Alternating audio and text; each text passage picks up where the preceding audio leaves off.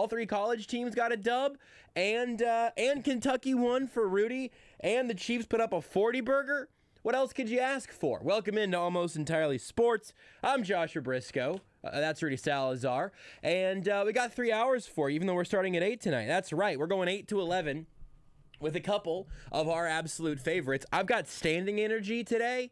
My back, I feel like, feels a little better whenever I really try to fix my posture. Rudy, I know you're the tall one here, but you might need to give me a little more headspace. If I really stand up in the framing of this shot, you stood up a bit. I had you good. It's okay if the animals aren't in the shot. You can up a bit. You can zoom it. Well, it's because my posture is great. Yeah. I stood in a line for like 20 minutes. My back almost broke. It's not in good shape. Where did you stand in line for 20 minutes? Post office. There was one person working the counter with like 10 people in line. I was like, whoof. Yeah. I get it, we're short staffed. I was like, whoof. I just feel like I've got some standing energy today. Maybe it's because of the football. Maybe it's because of all of football, which is bat bleep bonkers at this point. Maybe it's because I've got a fresh iced coffee right here that I know I'm going to need to help get us to 11. Maybe it's because I know who we're talking to today. Maybe it's the mustache. I didn't end up getting to talk about this on our Sunday pregame show or even on Saturday, really. I kind of explained it to Marco, but I didn't tell the whole story on air about why my face looks like it does at the moment, which is just with an absolute, superstar mustache that I just have to believe in my heart of hearts that Renee is lying about hating it, because how could you? How could you hate a mustache this powerful? I do wish that Twitch wants to know what the logo on your hat is. It's you give him a slow zoom if you want. I'll try to frame in. It's a sort of tattoo Sailor Jerry style bulldog wearing a little sailor hat, and I love it. It's my favorite. It's my favorite new hat. And you know what? Now Twitch gets a little mustache view as well. I just wait for it to come into focus here. As we mentioned frequently, if you're not. Make sure I'm not my chin's not being cut off by the graphic there, Rudy. And tweeting out this screenshot later will be outstanding. Don't reframe just yet, because I need to be able to promote the show in this particular way, because lots of people, far more people than do actually watch the show on the Sports Radio 810 Twitch, Facebook, or YouTube channels. But it's maybe the most true and genuine version of this show, because you get to literally see this particular sausage being made, which maybe you are excited about and maybe you're very not excited about. That's up to you, but you get a lot more detail. You get a lot more story if you are actually watching the show. You keep shrinking as you stand. I keep getting you framed, and then you shrink a little bit. See, now you went too high. I'm moving though. I feel like I got a good bouncy energy today. I'm frozen. I think I'm where you need me to be. You can move. I'm just letting you know. I'm perfectly. If at any moment in like 5 minutes you're like, hey, why am I not framed? You're a bouncy boy. I'm just a little bouncy boy today. That's the truth of the matter. I also have a total nonsense story for us to get to later today that I'm really excited about. Did I actually mention who our esteemed guests are? We've got Matt Verderame and Seth Keysor today. Twitch heard it. They actually heard the open today, you mean? Well, they missed like 30 seconds. 30 seconds? I guess that's better than last time. I was trying to get the Beards left the streaming from the Chiefs on. That threw me off. I was trying to figure out, why can't I get this thing to go live? He left post-game streaming on. It's been a thing. I see here, yeah, Rudy, you left the music going too long. I was just worried about trying to get on air and then getting the tweet out. Yeah, you did have some specific streaming specific issues today, which were not your fault. In fact, they were the fault of the ghost of Beards that continues to haunt our equipment. You can zoom out now. I think people have hopefully gotten to see my hat, mustache, and the pores on my nose with how far in we can zoom that camera. So Matt Verderame of FanSided, Stacking the Box, and the Arrowhead Addict Chiefs podcast, all sorts of things. He'll join us in a little less than an hour. He'll join us at 9, and then Seth Keysor will kick off our final hour of today's show. And it is genuinely bonkers, just the weekend of football that we just had, where you can go listen to the podcast if you want to check me on this, or you can take my word for it because it'd be a weird thing to lie about. But on Sports Saturday on Saturday, I mentioned the 30-whatever point line of KU Texas and said that I thought it seemed a little high. Then Marco was like, "Yeah, I kind of like KU plus 30 or 31 or whatever it was." I said, "Honestly, man, I think if you're gonna bet on KU football in this game against Texas, just take the money line." I was actually listening to the radio at this point, so I can confirm he said this. I don't know if it was in the same conversation or a different conversation, but I know for a fact at some point this week I said you could not possibly be surprised if the Lions got their first win of the season against the Steelers, and that was when I thought Ben Roethlisberger was going to be their quarterback. Now, obviously, Steelers-Lions ended up being a tie. You know what else I've said at some point last week? So the only thing I felt really, really sure about in the week of NFL action was that Tampa would beat Washington as Tampa was coming off a bye.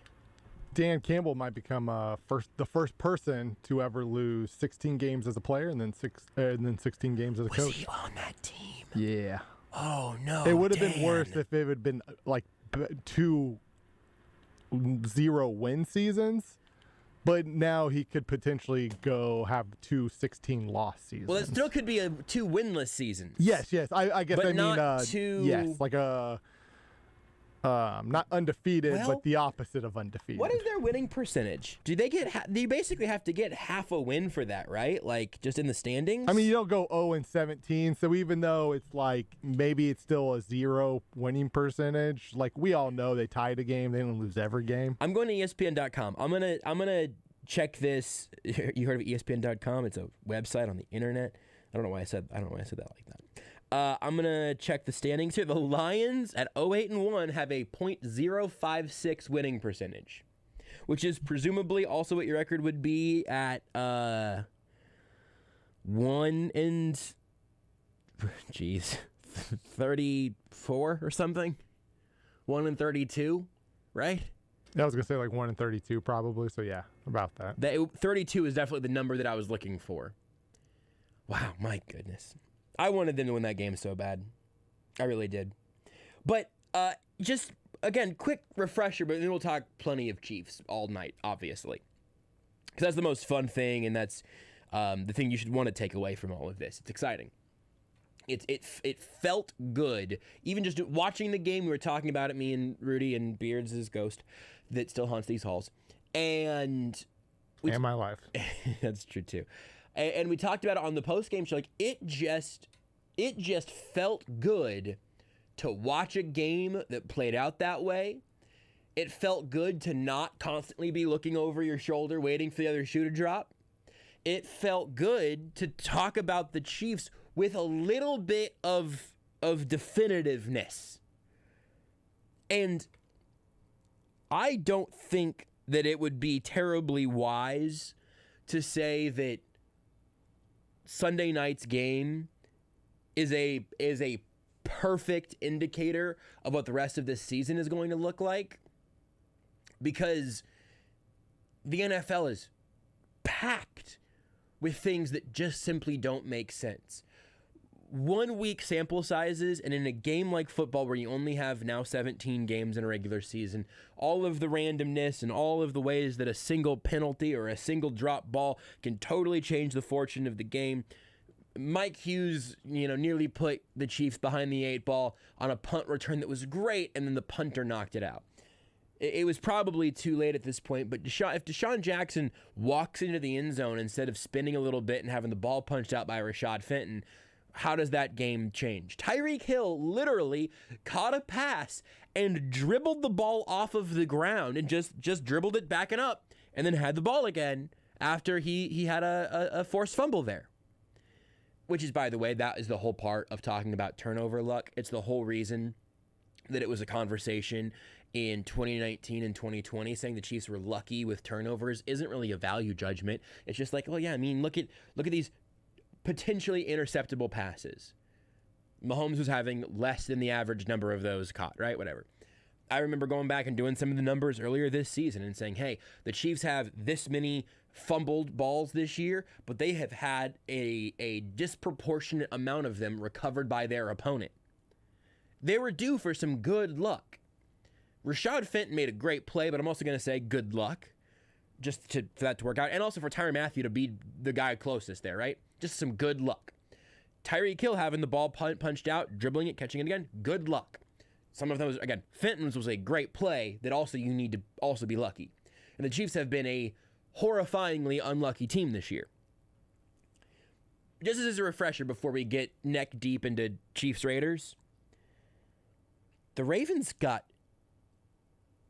dare I say, throttled on Thursday Night Football against Jacoby Brissett, who then got hurt, but then wasn't that hurt. Then Tua Tagovailoa, who was hurt but was active, came in for Brissett, but then stayed in, and Brissett was pissed on the sideline. And then their best player, Mike Gesicki, who is legitimately having an outstanding season, 0 catches, 0 yards.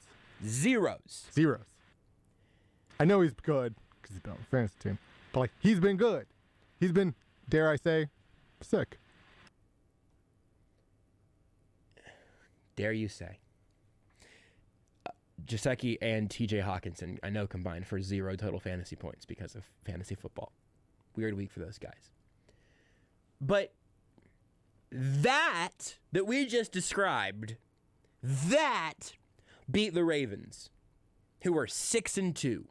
One of a very short list of teams with a real chance to just say, hey, we're going to control our own bleep from here on out, and we're going to host the AFC Championship game this year if we do handle our business.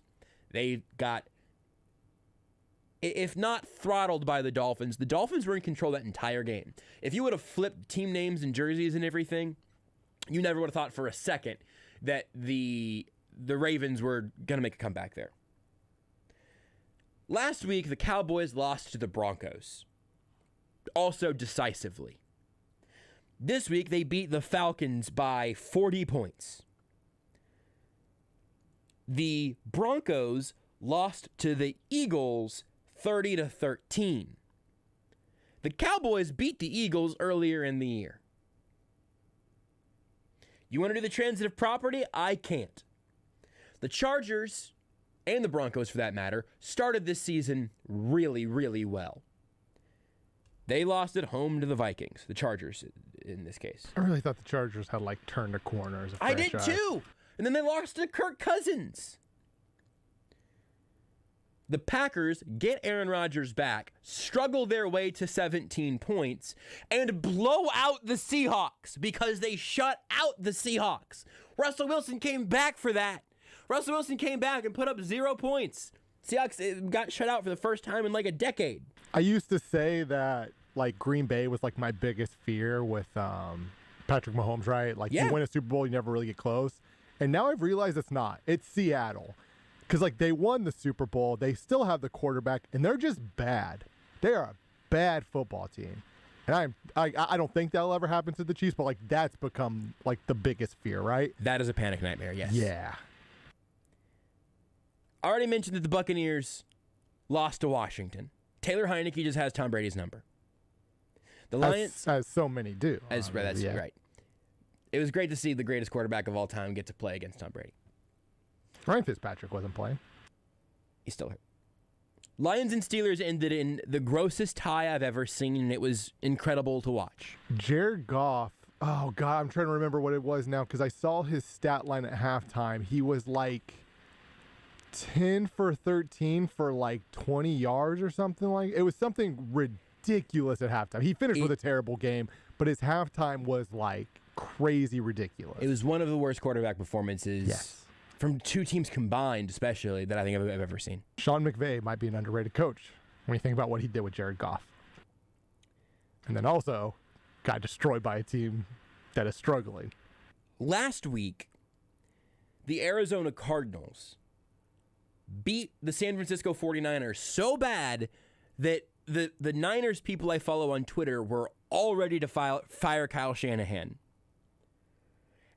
because the Cardinals won that game with Colt McCoy, with no Kyler Murray, no DeAndre Hopkins. On Sunday, the Cardinals get blown out by the Carolina Panthers, who start P.J. Walker, but play Cam Newton back in Carolina. He's back. Who throws for a touchdown and runs for a touchdown. The Panthers throttle the Cardinals, who throttled the 49ers, who last night destroyed the Rams. Debo's good, man. I gotta say, I think it was you who confirmed to me that I should draft Debo in fantasy football. I love Debo in fantasy this year, so I'll take credit. He's been good. Man, he's one of those guys. This isn't. I always kind of hate doing this because this isn't the. Oh, I'm so smart. I know, guys. I thought Jonathan Baldwin was gonna be a Hall of Famer, right? I get plenty of wrongs. I wanted Debo Samuel to be a Chief so bad. I thought he was just the perfect fit for this offense, and he would be. He's exactly what this team needs. He sure would be. Also, maybe Jonathan Baldwin. If he's just had a chance with Patrick Mahomes, man, I think maybe he could revitalize his career. Can we bring him back? See if you can find out the last place Jonathan Baldwin played football for. Probably the 49ers. Oh, I'm saying, did he get an XFL stint? Oh, I don't think so. Did he end up in the AAF at any point? When was his last catch recorded? But all of that is to say the Raiders, who had strung together a really nice start to the season, they then lose to the Giants, who the Chiefs narrowly beat, and then they get destroyed by Kansas City in Las Vegas. I'm going to ask Verderame this unless I forget, so there's a pretty good chance I won't actually ask Verderame this in about 35 minutes. But I just want to know what he thinks he knows for sure about the NFL this season. Do you remember? Are the Patriots good? Nah. Maybe. Mac Jones might be better than Tom Brady. Maybe. Sure. Yeah, why not? The hell do we know? Mac Jones won? Yeah, won on Sunday? Meh. Can I get a John Baldwin update? Do you remember his stint with the Lions? Not at all. I don't blame you. It lasted less than 24 hours. He signed with the Lions in 2014, and then the next day failed a physical and was cut. Wow. And that was it. He played, obviously, with the Chiefs from 2011 to 2012. Did he get traded for A.J. Jenkins? A.J. Jenkins, Oof. yep. First-round pick. We traded him. Change of scenery. A little swap move. We traded him to the 49ers for A.J. Jenkins. He was then cut that offseason, the following offseason. He signed with Detroit, failed a physical, and was out ya. That was the end for old Jonathan Baldwin. That is an incredibly quick turnaround for a former first-round pick. Yeah. Wow. I mean, Kelvin Benjamin had a couple years where it was the Chiefs he was tried good. to give him a chance as a fat guy. Yeah. Just Jonathan Baldwin didn't get the fat guy chance. That's why they bring him in now. See if he can. Maybe he can be the Chiefs' third pass catcher. How old do you think Jonathan Baldwin is? Or it's Darrell Williams, by the way, who had 8 catches for over 100 yards, something that Jamal Charles never did. He went over 100 yards twice. Once it was on only 3 targets / 3 catches, which is bleeping unbelievable. And then once was the Raiders game where he did it on a bunch of catches, but also had 4 touchdowns. How old do you think Jonathan Baldwin currently is? How old are you? I'm 31. I was going to say 31. I'm going to stick by my guns. I'm going to say that he's 31 years old. He's 32, but I was born August 30th. He was born August 10th. We're August boys. Wow. Rudy and... We're both 6'4", 230 probably. Yeah, you guys might just be able to... might be the white Jonathan Baldwin. I've often thought that. That's what people say. All that potential squandered. Tried to send you to San Francisco. Yeah. Didn't really work out. But we all remember that catch that wasn't a catch. Oh yeah. Oh boy. You tweeted that video out. Yeah, that was. It was around. It was around. Who did he catch it off of? It was like a dude. It was like a bona fide Brian dude. Dawkins. He got to pass around Brian Dawkins. And then I don't remember specifically what it was. I know it didn't count because there was, it was illegal formation or illegal shift on play, maybe even offensive holding. There was an offensive penalty that negated it. Of course. And it was the most Jonathan Baldwin thing because it was like, here we go. Like this was the play. This is what we saw at Pitt, right? It was all because the thing that made him so good at Pitt was the contested catches, because he had Tyler Palko throwing him the football, And it was just like, well, look what he's doing with Tyler Palko throwing him the football. Future Chiefs legend Tyler Palko, by the way. Right. Tyler Palko lasted with the Chiefs longer than Jonathan Baldwin did. Unbelievable. And that was the moment. And then it didn't count. And you're like, oh. But the potential on that play, you went, oh, man, placing my jersey order right now. And then... I still remember that training camp, Not so reading much. the Star every day. And, like, things like that stuck out, it was just always Jonathan Baldwin. Baldwin was he was spending all this time after practice working on the one-handed catches, just like, oh, here's the guy. The problem was he couldn't get open and then couldn't catch the ball with the two hands. And I was like, well, maybe you should get open first. Will you try to get Jonathan Baldwin on the show, please? Oh, I would love it. I feel like he's probably selling something or would want to promote something, or You we would can think. get him in for Jonathan Baldwin's like hero of mine. So he wants to come co-host the show for a week. Human Torch says, talking about Jonathan Baldwin. So normal AES? Yeah. Yeah, that's true. We It's talk about usually- Jonathan Baldwin a lot. it- Jonathan Baldwin and the 2013 That's Chiefs it. draft are like our big things. Yeah, usually those actually sneak up on a random like June evening, but True. today It was the anniversary of his catch on, I think, Saturday. it was So on Jonathan Baldwin It was in our. He's been on our mind. Jonathan Baldwin was weighing heavy on Rudy's heart, and he wanted to share with the congregation. Instead of doing a 45-minute first segment by accident, what if we take a break at like a normal time right now? And whenever we come back, I want to talk about some of the specific things from Chiefs Raiders that I find super duper interesting, and also try to figure out how much of this is real and how much of it is that literally anything can happen on a weekly basis in the NFL. I'm not going to get you a final answer, but I'll give you my best try whenever we come back. Want more Almost Entirely Sports? Watch the show live on the Sports Radio.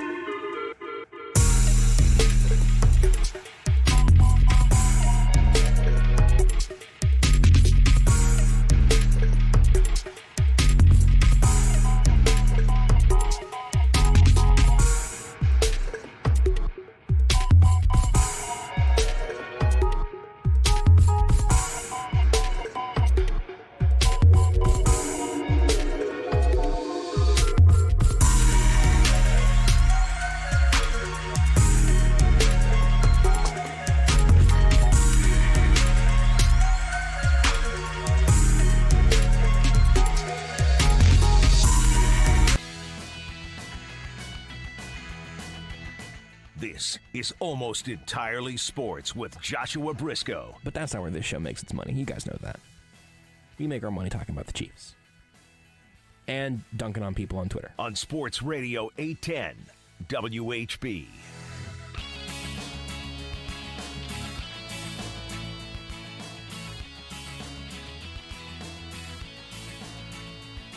"41 points was an extremely satisfying thing to just be able to witness on Sunday night. And my whole sort of question over these last couple of days, and not so much on the post-game show, because the post-game show is just, here's what happened, wasn't that fun? And if you missed that, by the way, we podcast the post-game show up on the Almost Entirely Sports podcast feed. So if you want to listen to any amount of that, you can. We eventually get to Matt Derrick, who used to be on. He was on with us every Monday, but obviously Monday Night Football meant that during football season he wouldn't be there, but he was with us on post-game. If you want to hear that, you want to hear press conferences, you want to hear callers, you want to hear my first thoughts or whatever, podcast, that whole thing with a bunch of our excellent sponsors as well, thanks to Missouri Lottery and CBD American Shaman. But it's just so loud, Rudy, that you turning your microphone on is the equivalent of just me talking and then you going, "Hey, I've got something! Hey, I'd like to talk!"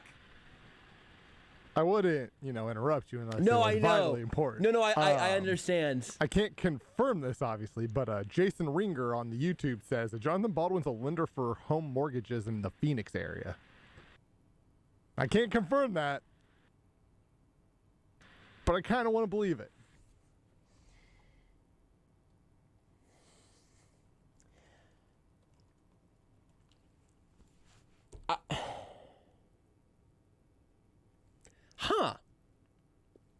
He was a first-round pick. Now that he signed I just pulled up his spot track here. His listed as a member of the Detroit Lions, which is who he played for last, I guess, or was signed with most recently. His let's see, career earnings. I have found a LinkedIn page. It does not have. Oh boy. Can we give a round of applause to Jonathan? This is Jonathan Baldwin. He does not have a picture, but on experience, professional football player, Kansas City Chiefs, professional football player, San Francisco 49ers, GM, a general manager of Comfort Keepers and Home Senior Care. Then he got a job as a shareholder real estate advisor with Thrive Capital, became the managing director of Priority Commercial Lending, and now he's the vice president of Investor Funding. What did he go to school for?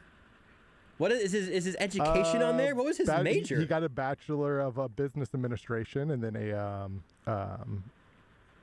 I guess a BBA would be a bachelor of business administration. Yes.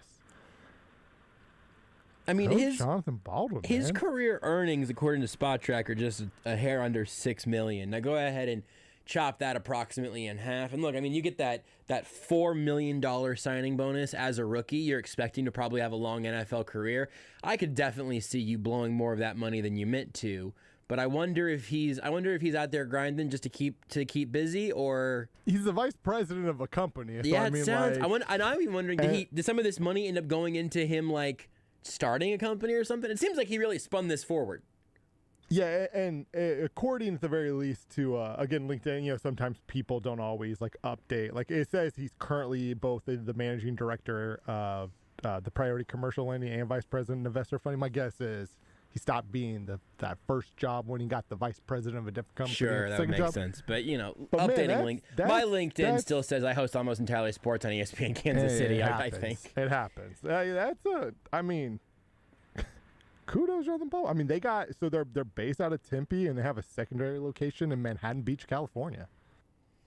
Oh, so it seems come like on. a legit company. You know what I mean? That sounds like if you got locations in two different spots, the company's got to be relatively successful. Now, okay, I've got breaking news here. Oh boy.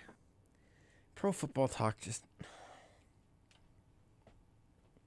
I found another Jonathan Baldwin. It says former NCAA football player, but I'm pretty confident it's not him because this dude is white. That would be a reasonable thing to tip you off, yeah. Pro Football Talk tweeted here. Amazon wants to pair Troy Aikman with Al Michael. It just wrote Al Michael. Isn't his name plural? It is, right? I'm not. Al Michael? Yeah, Al Michaels. Eating mushrooms, right? Okay. Amazon wants to pair Troy Aikman with Al Michael for Thursday Night Football in 2022. I don't think I can do. First of all, I know Joe Buck is a hotly contested topic for a lot of people. I've always kind of liked Joe Buck. Same. His radio interviews and stuff also are always excellent. Yeah. And it's hard to be super likable as a play-by-play guy. Especially when you're the national play-by-play guy. Definitely. Because everybody always thinks you hate their team. I've always kind of liked Joe Buck. If someone in that duo was going to be replaced, I'm not going to say who I would pick, but I wouldn't pick Joe Buck to get replaced. I would keep him. Who does he usually... You know what? I can't remember. Anyway. I think Troy Aikman... I think Al Michaels needs Collinsworth. Mm-hmm. And Aikman definitely needs Joe Buck, because I need somebody to root for. I just don't know that Al Michaels and Troy Aikman is anything that I need in my life. I kind of like my announcing duos to be pretty monogamous, you know? Mm-hmm. It would be wild if all of a sudden it was Jim Nantz and Troy Aikman, or if it was Al Michaels and Tony Romo. I just think I'd be disoriented for a while. I need to know that, the family's staying together for the long haul here. That's right. Yeah. I mean, I would watch Gus Johnson and Romo in a booth. Sure. I just think that it might spontaneously combust at some point, which I would watch. Do you remember when it was Gus and Charles Robinson did college football back in the day? No, It wasn't. I guess I say back in the day. This was probably like 2009-ish, 2010, 2011. Oh boy. Because those two both brought the energy. That's an excitable booth. It's very similar to, I think, what Gus and Romo would do. But they would always have, I feel like it was usually a West Coast college football game. And especially when you're on the East Coast and it's like midnight and you're trying to watch Stanford USC, wakes you right up. That's what you need. You need that for a 10 p.m. Central kickoff or whatever. I think they did it. I think they were together for like 7-8 years. And then eventually, I think, because when you have people that get that excited over like the littlest thing, there's no, they're fine. You're either loved or hated. And I think eventually people just got tired of, I guess, those two both screaming about a 5-yard pass together.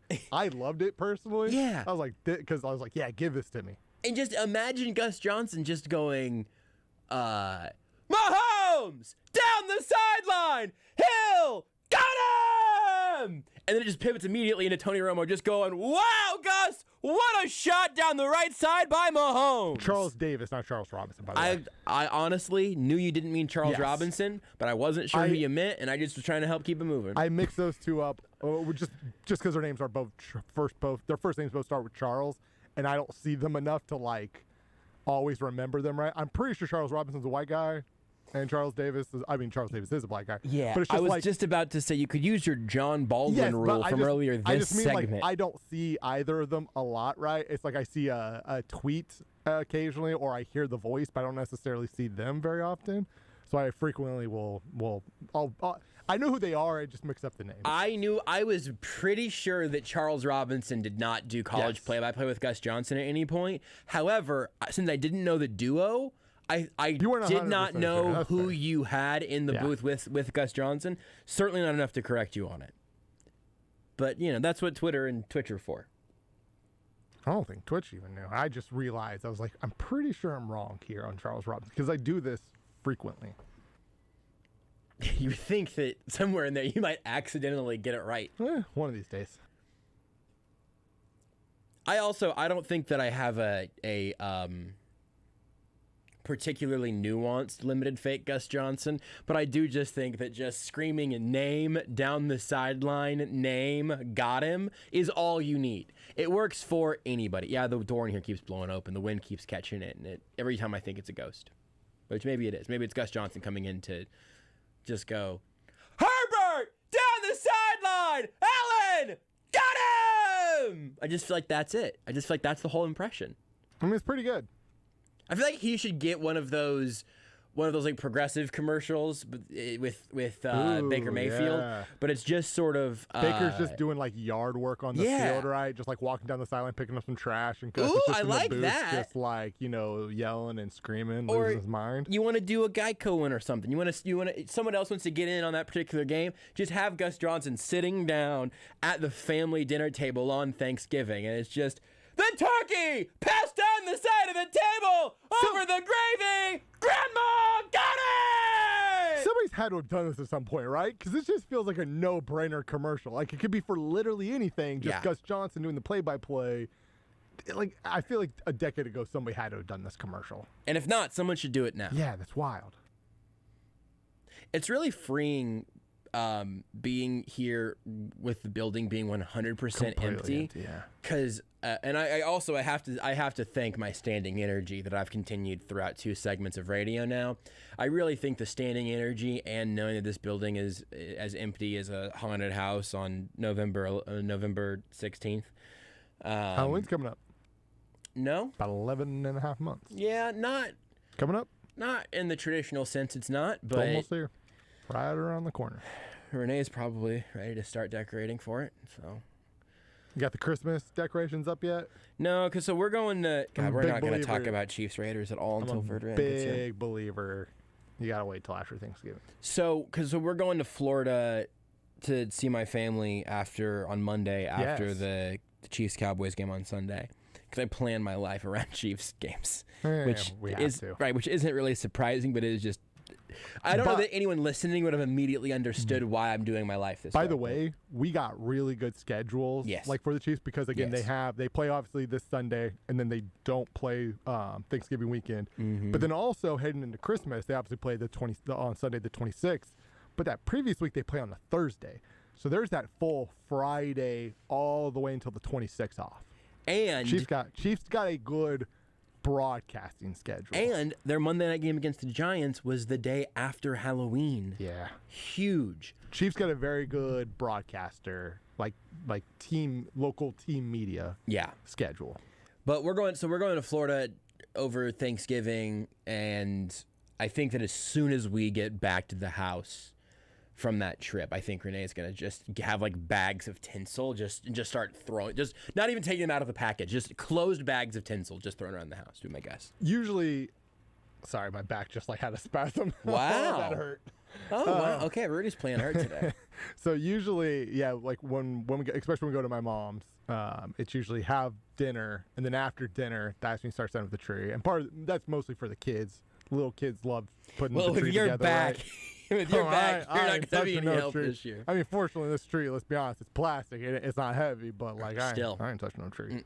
You just sit down on a heating pad like. Oh man, my back's been. I've come to the realization that this just might be my new norm, because it's been like 3 weeks like this, and it is just not getting better. Do you know anyone like with a medical background that maybe could give you some advice on that?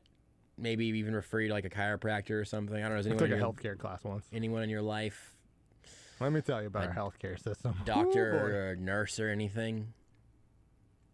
No, What does your mom do? I don't think you've ever talked about that. kills people. Wow, jeez. My mom's a nurse practitioner. My brother-in-law's a nurse. And She's in Tulsa. Rudy's still just like he's on crutches half of the year for just because his back hurts. Well, even they start asking about my health insurance, and that's when I start whistling. What's that? Start getting Gus Johnson, start impersonating Gus Johnson to get out of the situation. Really catches people off guard. Rudy's back! Definitely a little bit jacked up! He's on the ground!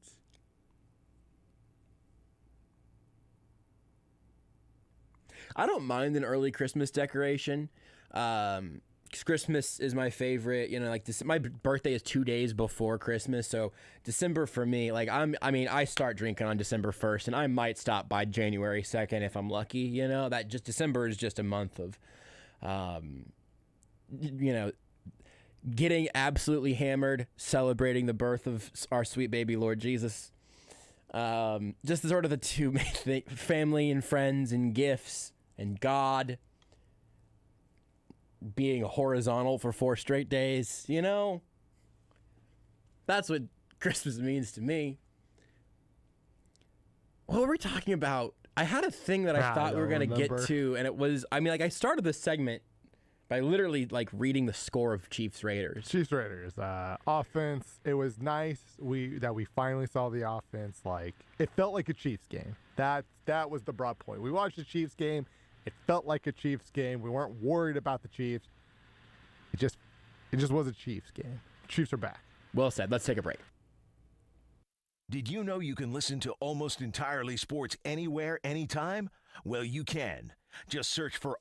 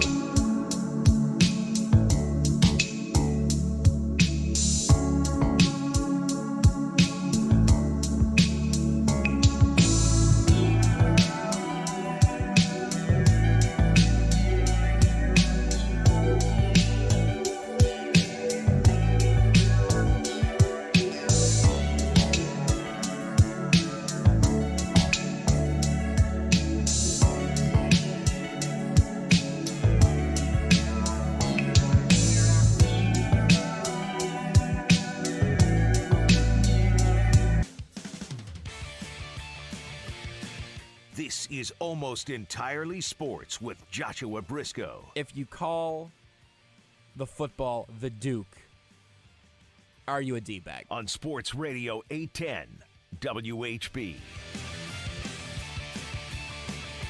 I did remember one of the things that I wanted to talk about at some point today, and then there's still I mentioned a nonsense thing that is just like a small story that I just need your guys' help helping me understand. And I'm just excited to share this news with you. something just completely absurd for later in the show. We'll talk to Matt Verderame of FanSided here in about 10 minutes. Seth Keysor of the Chief of the North newsletter, the Times Ours podcast, The Athletic. He'll be on with us here in a little bit over an hour. I can't remember what my Chiefs point was going to be from Chiefs Raiders. We'll talk a ton of Chiefs with Verderame and with Seth, and we'll probably get more into it a little bit after we talk to Verderame as well. But part of my kind of like Tuesday thought process is how much of this is going to end up being sustainable. And I've already talked to Seth once today, so I can give you a little bit of a... we did Times Ours this morning, so I can give you a little bit of a nugget and see where we end up at 10. But one element of it that I thought is pretty interesting was that it did seem like the Raiders were showing defensively. They were showing some more varied stuff where it wasn't just the two high safeties, two in shell and mostly zone, or it could be some man, or you're just haloing Travis Kelce all the time. There have been, and look, this is something that Seth mentioned earlier, that like, no team has run that 100% of the time against the Chiefs, but it did feel like the Raiders were playing a little bit more of, we're going to do our thing and let you do your thing, and we'll see where we end up. And where we ended up was 41-14. But so if you wanted to say, hey, why would any of the Chiefs' future opponents take a game plan that looked anything like the Raiders instead of taking a game plan that looks like anything they've played so far this year, pre-Raiders game? And I think that's a good question. And I think that you could build the argument that the Raiders, if it wasn't partially the Raiders' credit what the Chiefs offense did on Sunday, I think you could say, hey, do the Raiders at least get an assist on what the Chiefs did with 41 points? And I would say they probably do. But, and again, this is something we'll talk more with to Seth about. I'll ask Verderame about. I talked to Seth a little bit about it this morning. The Chiefs had seen two safeties before. They've seen all sorts of things. This was the longest slump of Patrick Mahomes' young career, and this was the largest slump offensively of the Chiefs' time with Patrick Mahomes at quarterback. But one of the things, and that's saying that the offense looked broken was not typically my choice of words. I said frequently that it seemed constipated even whenever it was moving the ball a little bit, which, you know, those are different things. Constipation, you got to loosen things up a little bit. You got to get things moving again. And that's what the Chiefs' offense against the Raiders was doing. I don't think that there has ever been, nor have I ever said that there has been, a blueprint to beat the Chiefs. Like, the closest thing to a blueprint is get lucky on a bunch of turnovers, score every time you have the ball, and beat the hell out of Travis Kelce, and double Tyreek Hill, and also get lucky. And then maybe you've got a chance. There's no one-to-one blueprint. There's not a solution to solve the Chiefs. They just had shot themselves in the foot at a historic pace in terms of their turnovers. Then you also have some inopportune drops and the things we talked to Seth about last week in terms of all of the places where that Packers game had those constipated moments that weren't necessarily Patrick Mahomes' fault. I do think that Chiefs Raiders on Sunday is a logical conclusion to some of the things we've seen from this offense, but also, and I will cop to saying this on a number of occasions, I just wanted to see it before I was going to predict that the next week would necessarily be the week. I thought the Chiefs would probably win this game, but I think I was picking that game by 1 point, 3 points, something like that. A blowout against a pretty good team feels nice. And also, we'll be able to talk for the next 2 hours still remaining on tonight's show. I want to talk about the defense that has actually been consistent now over the last few weeks. We'll talk about a bunch of that stuff. And also Arby's Vodka with Matt Verderame of FanSided whenever we come back. You're listening to Almost Entirely Sports with Joshua Brisco.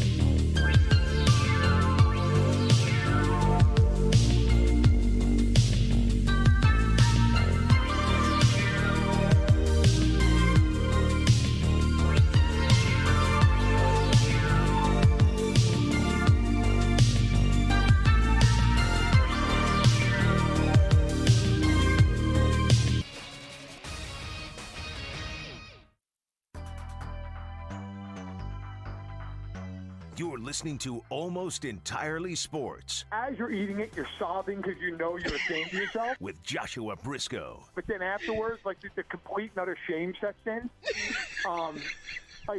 So I had to leave it off because at 31 years old, I can't go somewhere and eat and just start crying in my roast beef and cheddar because I know I'm disgusting. On Sports Radio 810 WHB. We've got plenty to discuss with Matt Verderame. First, I'll tell you can follow him on Twitter at Matt Verderame. You can read all of his work at FanSided. You can check out Stacking the Box. It's a column. It's a podcast. It's a video. It's a multi-transmedia experience. It's a lifestyle. And also, before we get to any of the things about the Chiefs and the general state of the NFL, Matt, I have to just sort of help. I need you to help me help myself figure out how to feel about the not a joke, very real, coming in one day, 13 hours, 56 minutes, and 55 seconds from now, Arby's vodka. There is a crinkle fry flavored vodka and a curly fry flavored vodka. You want to go halvesies on this or what? You getting your own box? All right, so I guess I should start this out with saying I'm doing this interview as I'm in line at the liquor store waiting for this to be released, like it's some kind of like an Air Jordan release at a Foot Locker. You're Black Friday ready for Arby's vodka. That's right. That's right. Right in time for Thanksgiving to spend time with the kids. But I think if you're going to buy one of them, you better buy both, right? Like at that point, you're so invested. Sure. You can't be like. You can't go home and be, hey, honey, what'd you pick up at the store? Got some crinkle fry vodka. Like, at that point, you got to be like, look, I got this set. It is what it is. I'll be in the basement. So, I think that's one of those purchases, though, in all sincerity. Like, if you come home and, you know, you're I don't know, let's just say your uncle. You're like, hey, what's going on with Uncle Jim? Bought Arby's vodka. Like, oh, it's bad, huh? Yeah. Like, if you get that, they should be federally compelled to just hand you the Betty Ford Clinic's phone number. Yes. Yep. Like, all right, here you go. You're going to need it. Every bottle of Arby's vodka comes with one free mandatory intervention. It's just like a little coupon for it. I have to say, though, at the same point, I really respect it from Arby's.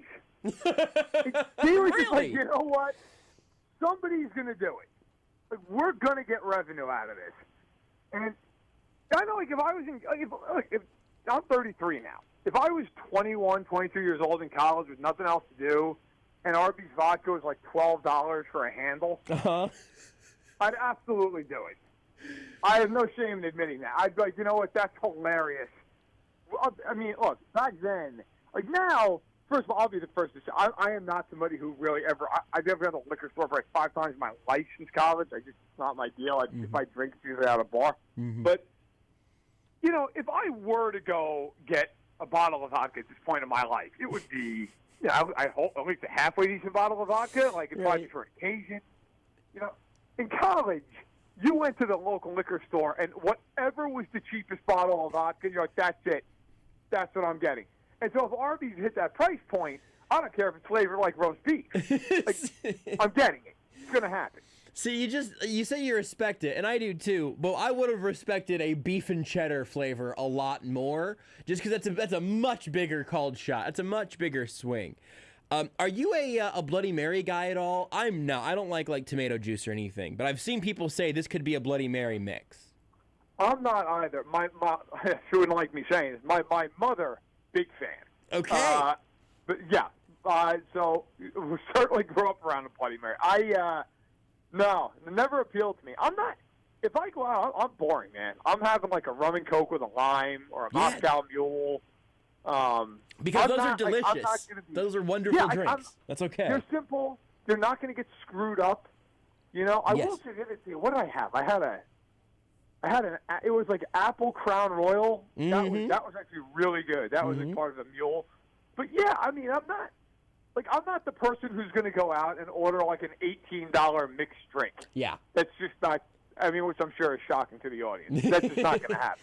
Well, the other thing is that you could put nail polish remover in a glass of regular Coke, and it would still taste pretty good. Like, you're safe there. It is a safe space to be.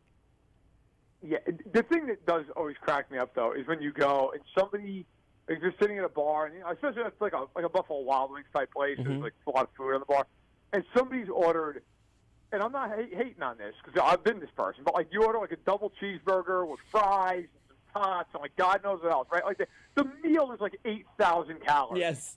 And then the person goes, "Excuse me, Coke and rum, Diet Coke." Yes. Diet Coke. You're like, bro, you're so all in at this point. You should be getting like the double sugar Coke. Yes. Like, why not? Why not? At that point, you like why dampen the experience?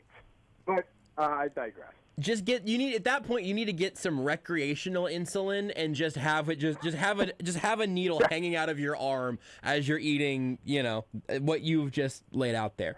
I will also tell you that I not a joke, as a very serious man, have had the tab open of rbsvodka.com for several days so I don't forget to check the countdown, because eventually it's going to go on sale and I'm going to be able to stare at it and go, what kind of person am I, And I'm going to get to answer that question. I'm going to get to know definitively. And I think I know the answer to this question. I currently have a mustache. But I'm going to know definitively. Is it wispy like an adult film star mustache? No, I would say it is full bodied, but it's a pretty light brown, so it's just sort of a suggestion of a mustache. I'm not ashamed of it, but I'm also not proud of it. So basically, the Kansas City metro area, like the police are monitoring you. Yeah. Okay. Yeah, exactly. And so, and again, because the real thing here, and they might have grounds to legally arrest me in one day, 13 hours, 51 minutes, and 5 seconds, because in one day, 13 hours, 51 minutes, and 0 seconds, I'm going to know definitively, am I a dirtbag? Because I'm going to either buy it or I'm not. Man, I got to tell you, like, you've got the tab open for several days. Yeah. I think you have your answer. I think I do. I think I know already. With the purchase at this point, like, regardless, it is what it is. But hey, listen, you know what? There are stories I'm not going to tell on the radio that I'm far more ashamed of in terms of, thinking back to college and going, oh my God, like, that whole bottle of vodka was like $6.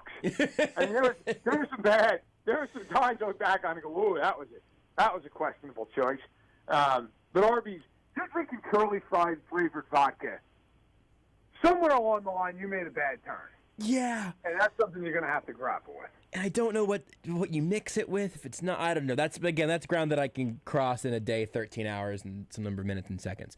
Last drinking based thing before I ask you lots of fun football things. And Rudy, I need your answer on this as well. I don't need the full story, obviously, but what is the thing you're like, I would not drink that again if someone offered me, I'm not going to say $1,000 because I would, I'd drink bleach for $1,000, I think. But if someone was like, hey, do you want a free drink of this? You would be like, no, I don't, because I had that and it went really badly one time. What would your answer be? Oh, God, easy. Tequila. Oh, just all tequila. Just tequila and bad to it was specifically Jose Cuervo, but it had nothing to do with what brand it was. It was basically, look, man, if you drink the ocean of something one night in college, yeah. Okay, and then you see the ocean in reverse, and you feel it in reverse, you're good for the rest of your life. I can't even look at a bottle of Jose Cuervo. This is what it is. It was a tough night. God, I should have told Matt this segment was sponsored by Jose Cuervo before we started. That's really awkward. Oh, I raised their stock single-handedly one night in junior college, so they should be pretty happy. They still have a net positive from you. Rudy, what is your... It's tequila. Really? I've maybe had 3 nights where I've drank tequila, and it never ends well. Okay. My friend Darren, formerly known as Basement Darren, at one point... as a gift. Oh no! As a gift, I let him borrow my car. I think I was out of town. I don't remember what it was, but he got me. We had some conversation at some point about absinthe. And look, all of the like hallucinogenic things about absinthe, I think, are largely like folk tales at this point. I think that's whenever you made it with wormwood in a bathtub in 1827. But it does still taste like black licorice, and it was unpleasant whenever it went down. and it only had more unpleasant exit strategies. And I throw up into a bag. Like, you know how down bad you have to be to throw up into a bag? Been there. And you just got to pray to God in heaven that that's an airtight seal. While driving, too, I might add. Oh, no, Rudy. Down the highway. Oh, no. That was the day you were sick, though, right? Was that your way back from Wichita or something? So funny enough, this happened to it happened to me twice in like the same year. One time because I was just legitimately sick. I was driving back home. I got the flu or something. Another time I was driving back from Wichita because I had to get to the Chiefs game. I was at a wedding the night before. Yeah. Drank too much the night before. Felt very sick the next day. I just wanted to get to the point where you were driving and barfing hungover the next day, not all in the heat of the moment. That was trying to help you help yourself. The Jaguars game, the rainy Jaguars game when they came to Kansas City. Ugh, gross. I'll finish off this part of the conversation. Please. And I'll embarrass the heck out of my wife here for 30 seconds. Yes. So we met. God, what it would have been October 2015. So we went to her cousin's wedding, and her cousin, who is just a sadistic animal, got married on New Year's Eve in Springfield, Illinois at 7:00 at night. Okay. Right? I mean, I haven't spoken to him since he did that on New Year's Eve. So we're there, and I'm trying to still make a good impression. This is the second time I've ever met her parents. I'm meeting her sisters. I'm like, I cannot get loaded at this wedding. Yeah. She, on the other hand, not trying to make a good impression on her family, drank approximately 9 gallons of red wine. And we have a 3.5-hour drive home on New Year's Day. And, of course, I drive because she, like Rudy in those stories, was in no condition to be behind the wheel. We had to pull over 3 times on the interstate so she could just heave. Oh. And the second time we pulled over, a cop car pulled up behind us. Oh, and he was like, "You guys all right?" I'm like, "Officer, I'm fine." She, not so much. And he took like a look in at me, her, and me, and he just kind of chuckled. He's like, "All right, Ken, you have good luck with that." And he just got in the car and drove away. Like, all right. So, yeah, good. I'm glad I could tell that story and humiliate my poor pregnant wife. No, listen, I mean, I will say then too, honorable mention for me where I was first gonna go was the original Four Loko formula. Then I remembered that while it was always a bad decision to drink, even now I would probably make that dumb decision again because it was more of a fun dumb decision, whereas like tequila just destroys me. yeah. But that original Four Loko was. I never partook in it. I was not drinking whenever that was Good for still you. a thing. Yeah. I woke up under a fire escape once on the roof of a house. It was a rough night. It sounded like it was a roof night. Ba-boom. I just thought I was going to get fully heckled for that. Oh, good. All right. Well, this has been a wonder. I've enjoyed this segment very much. Thank you guys for sharing your stories. Matt, here I'll just give you. I'm just going to give you just a fastball down the middle football question, so you can see where we end up. Tell me something that you know definitively that you're like, I am 100% confident about this thing in the NFL right now. That's a fastball down the middle. It feels like a Phil Necro like spitball. I think the only thing I'm confident in right now is that we don't know who the favorite is yet. And I don't mean that as like a cryptic, stupid, like trying to sound smarter than I am. I mean, like, sometimes at this point in the year, you look at a team, and God knows the Pats forever, right? Or to be fair, the Chiefs last year. Yep. Where you looked at a team and said, that's the best team. That team, they may lose, something might happen, but like, they're the best team in football. I don't know that if you polled 10 people who have a real, legitimate, honest opinion of the league, I don't know that you wouldn't get 5 different answers. Yeah. Like, I don't, and you talk to people. I remember having this same conversation multiple times. I've gone to the Senior Bowl down in Mobile or the Combine, or sometimes even the Super Bowl. Like, NFL people will tell you almost without fail, the season starts on Thanksgiving. That's when it starts. Teams figure out who they are, what they can do, what they can't do, how they can improve, what they have to scheme around. And then you start seeing the teams that can adjust take off. And the teams that can't, they go to that next gear and they just don't have it. And I think that's where we are at the NFL right now. You have all these teams. And I think we can all agree maybe this is the thing that I should have said. Like, there's 5 teams in the NFC that are legitimately contenders to get to the Super Bowl.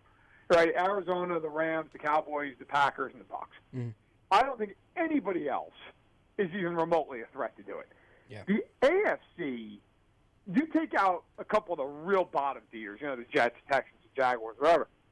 I mean, you can make a case for any of those teams to be in the playoffs. Now, I would sit here and say, okay, I don't think Denver's making the playoffs. You know, I don't think. But the AFC is just out of its mind this year. You could make a case for out of 7 teams. Now, I think the 4 top teams in the AFC are the teams leading their divisions: Tennessee, Kansas City, Baltimore, Buffalo, and New York. Like those are the 4 that, if somebody else got the Super Bowl, I got to be honest, I'd be really surprised. Mm-hmm. But if you really want to squint and say, well, the Chargers, or well, you know, you really believe in I don't know, New England. I don't. Like, I think New England's fine. New England to me is not going to the Super Bowl, but they all have their cases. I mean, this sounds insane, but there are 11 teams in the AFC with 5 or 6 wins. Yep. 11. So you've got the Titans at 8, and you've got the Dolphins, Jets, Jags, and Texans. And to your point, I don't think the Broncos are good. I don't think the best version of the Browns or the Colts are a real threat. The very best version of the Bengals that we've seen are scary just because Joe Burrow and Jamar Chase are scary. Like, and you can do that from there on up. Like you said, you mentioned the Chargers. Rudy and I mentioned them, talking about them earlier, thinking, you know what, now I feel dumb because I kind of thought the Chargers had actually turned the corner. And they still might, because they have Justin Herbert, who I actually think, despite, you know, a couple of a shaky second quarter of the year or whatever, I guess, but like, his high gear is dangerous. And I just don't know. I mean, I saw you tweet about the Titans, who, again, right now are number 1 with a bullet in terms of seeding. They don't have Derrick Henry. Maybe that matters, and maybe it matters a little bit. Maybe it matters a lot. Maybe it doesn't matter that much at all. I have huge questions about them, and they are clearly in the driver's seat right now. They are. I will say this, though. I really try. Like, I was thinking about this today. So, like I said earlier in the interview, I'm 33. So, I remember a time when there wasn't social media. There wasn't minute-by-minute analysis of every single thing that's happened, and it's got to be parsed and passed. You know, I remember when if you watched a football game, okay, you had NFL Prime Time, and then you had NFL Live, like, for a half hour a couple times a week. And that was it. And I think, you know, the takes were more nuanced then because they could be. Yeah. Now, I mean, you know, some guy torched, Mac Jones has a good game, and you have a police report like, he's Tom Brady now. Like, right. No, he's not. Right. He's not Tom Brady. He threw for 198 yards. Relax. I always try to do my best to look past just the thing 6 inches in front of your face, and I failed. Sometimes a couple of weeks ago, the Bengals beat the Ravens. I wrote my whole column. But, hey, look at the Bengals. And then they get boat raced by the Jets. So right. These things happen. Right. But I always try to have, like, what I call, like, the bet your life test. If somebody said to me, all right, Tennessee, they're 8-2, they're number 1 in the conference. Now they've averaged 100 yards less per game in the last 2 weeks than their normal average, right? So they've been down. I think 538 put that out there, and they've been outgained the last 2 games. Their offense has not been good, but they've been able to survive on some very questionable officiating and a couple of picks against the Rams. If I had to bet my life, if somebody said to me, look, they play Kansas City in a playoff game. Who do you want? I want the Chiefs. Yeah. I don't care where the game is. I don't care where it is, what the weather is. Because to me, when you get down the playoffs, you get down to that part of the schedule, it comes down to so often who can make a big play on 3rd and 11. Who can outcoach the other side? And I think that Tennessee's got good coaching, but you know, I look at Allen and I look at Mahomes and I look at Lamar. And those guys, especially to be fair, Allen and Mahomes, I look at those guys and say, I trust that if that team's got to go 80 yards in 2 minutes, they can do it. Yeah. So that's why with the Titans, I look at it and I think a lot of people feel this way. It's like, yeah, they're 8-2 and give them all the credit in the world. But do you really, like, if somebody said to you, you're going to bet your life, you taking Ryan Tannehill over those guys in a playoff game? No. No, I'm not. I can't do it. Yeah. And I won't do it. What do you make of some of the specific individual results where you see Jets, Bengals, just on Thursday, Dolphins over Ravens. Yep. Right now on NFL Network, they're re-airing Washington and Tampa, and obviously that's an NFC win, and you can stay in the AFC if you want, whatever. But what do you make of the fact that it does seem like that there are these games where even Jags, Bills, like the teams that are not in contention, the very few teams who are not in contention, 3 out of the 4 of them have had a huge win in recent weeks over a legitimate contender. Why is that happening? Because I think every one of these teams, and this includes the NFC, by the way, they all have massive flaws. And if they show up on the wrong day, any of these teams, as you just laid out, it can show up against anybody. Like Baltimore's flaw is their receivers are not good. And Miami said, we have good corners. We're going to bring 7 guys every play. We're not going to give Lamar a chance to run out of the pocket. He's going to have to get rid of the ball quick, and we feel we can play man up with no safety help. Good luck. And Baltimore had nothing. They could not do anything in that game. Again, Buffalo, Jacksonville. I watched that game a lot. I couldn't believe it as it was coming down the stretch. But, Jacksonville, they got pressure on Allen constantly. I mean, the Bills, the one problem the Bills have, and I have a feeling with Buffalo, this is going to rear its head at some point in January. They're not good in the trenches on either side of the ball. They're just not. They have 3 really good receivers. They've got a great quarterback. I love the coaching. Their defense is excellent, especially the back 7. Pass rush isn't very good. Offensive line's very shaky. They cannot run the ball for a foot. Like, at some point, that comes back to haunt you. The funny thing is, the Kansas City, I'm sure I'll get them in here at some point. Like, Kansas City, you look at them, early in the year, their big fatal flaw was obviously their defense. Like, their defense is just a catastrophe. Last 5 weeks, giving up 15 points a game. Yep. And they, on Sunday night, were dominant against an offense that is very explosive at times this year. They couldn't do anything in that game. An offense, by the way, the last year let the Chiefs up twice. Yeah. For 36 points, 35.5 points a game. So that is the one thing with the Chiefs. If that defense holds up like this the rest of the year, what is their fatal flaw? I would argue that their fatal flaw is themselves at times.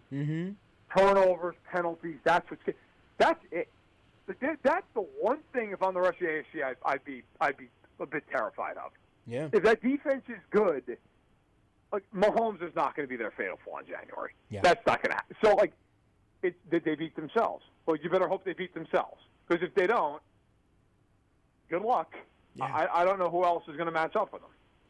Do you have any hesitation with all of these things we've said about how, week by week, so many crazy things can happen? Obviously, the Chiefs on Sunday looked like a version of the Chiefs we have seen a ton of over the last couple of years. So I understand that as a larger sample size. Do you have any hesitation on the Sunday night version of the Chiefs being a better version than the quote-unquote realist version of the Chiefs would be? Or do you think that we're going to see something like Sunday night again against the Cowboys after the bye for the rest of the season?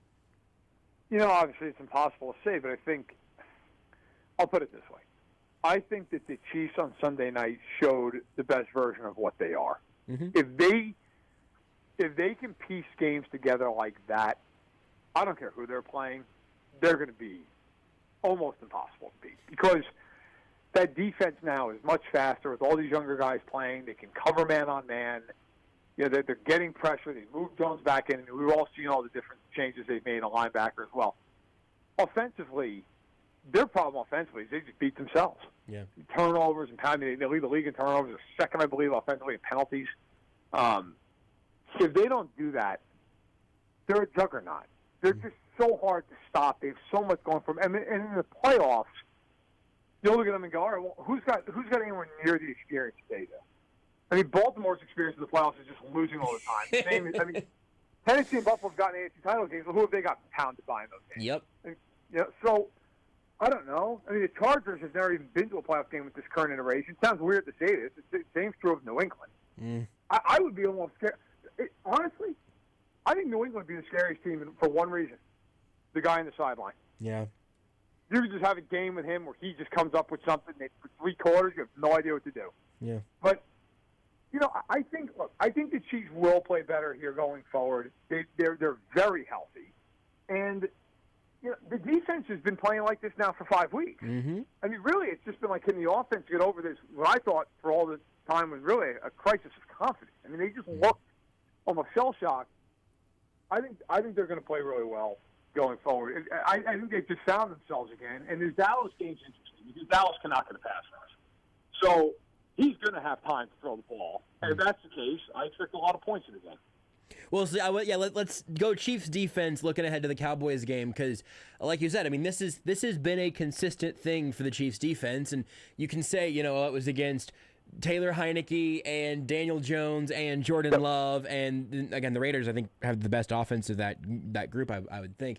And so, I know you could pick and poke at that if you wanted to, but also it's not the defense's fault that that's who they've gone up against. And it sounds like you're a believer, at least to some extent, on this being a legitimate step in the right direction.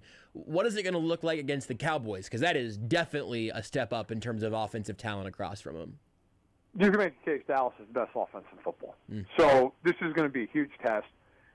I am a believer in Kansas City's defense, though. I have no qualms about that. Look, they made a lot of changes. If they hadn't, and it was the same personnel, I would be a little more like, all right, well, we've seen this team against better offenses. It's so different than it was the first 5-6 weeks of the year. I mean, it's so different. You have Gay, who's been playing great. You have Bolton, who's really stepped up. I got to be fair. There was a play on Sunday night. Like, Nick Bolton, to me, is the quintessential. He's downhill. He's going to hit you in the run game. He's not going to give you much in coverage. Yeah. There was a play on Sunday night in the second half of the game where Bolton ran stride for like 30 yards with Waller. I had no idea that was possible. Yeah, 100% that was agree. Yeah. Fenton, and I'm not a big PFF guy. He's the number one graded corner in the league. Yeah. Like, they have all these guys. Do I think he's quite that good? No, but he's been very good. He's been very good. Thornhill's obviously been excellent since coming in. And by the way, Jerron Reed, who I've been killing all year long, they put Chris Jones inside next to him. Jerron Reed showed up. Yep.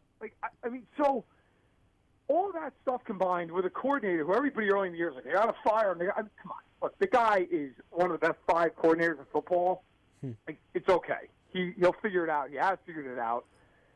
I think defensively, look, this game, to me, is going to come down to, can they match up one-on-one with some of these Dallas receivers? You've got Gallup back, Cooper, of course, you have CeeDee Lamb, who they put in the slot. Like, the Chiefs have 3 corners who can play, and Lamb is going to be the hardest matchup, I think, for any of them. The good thing for the Chiefs is they have some flexibility. Fenton can play inside, Snead can play inside, Matthew can drop down and play as a corner at times. So I'm curious to see how they go about it.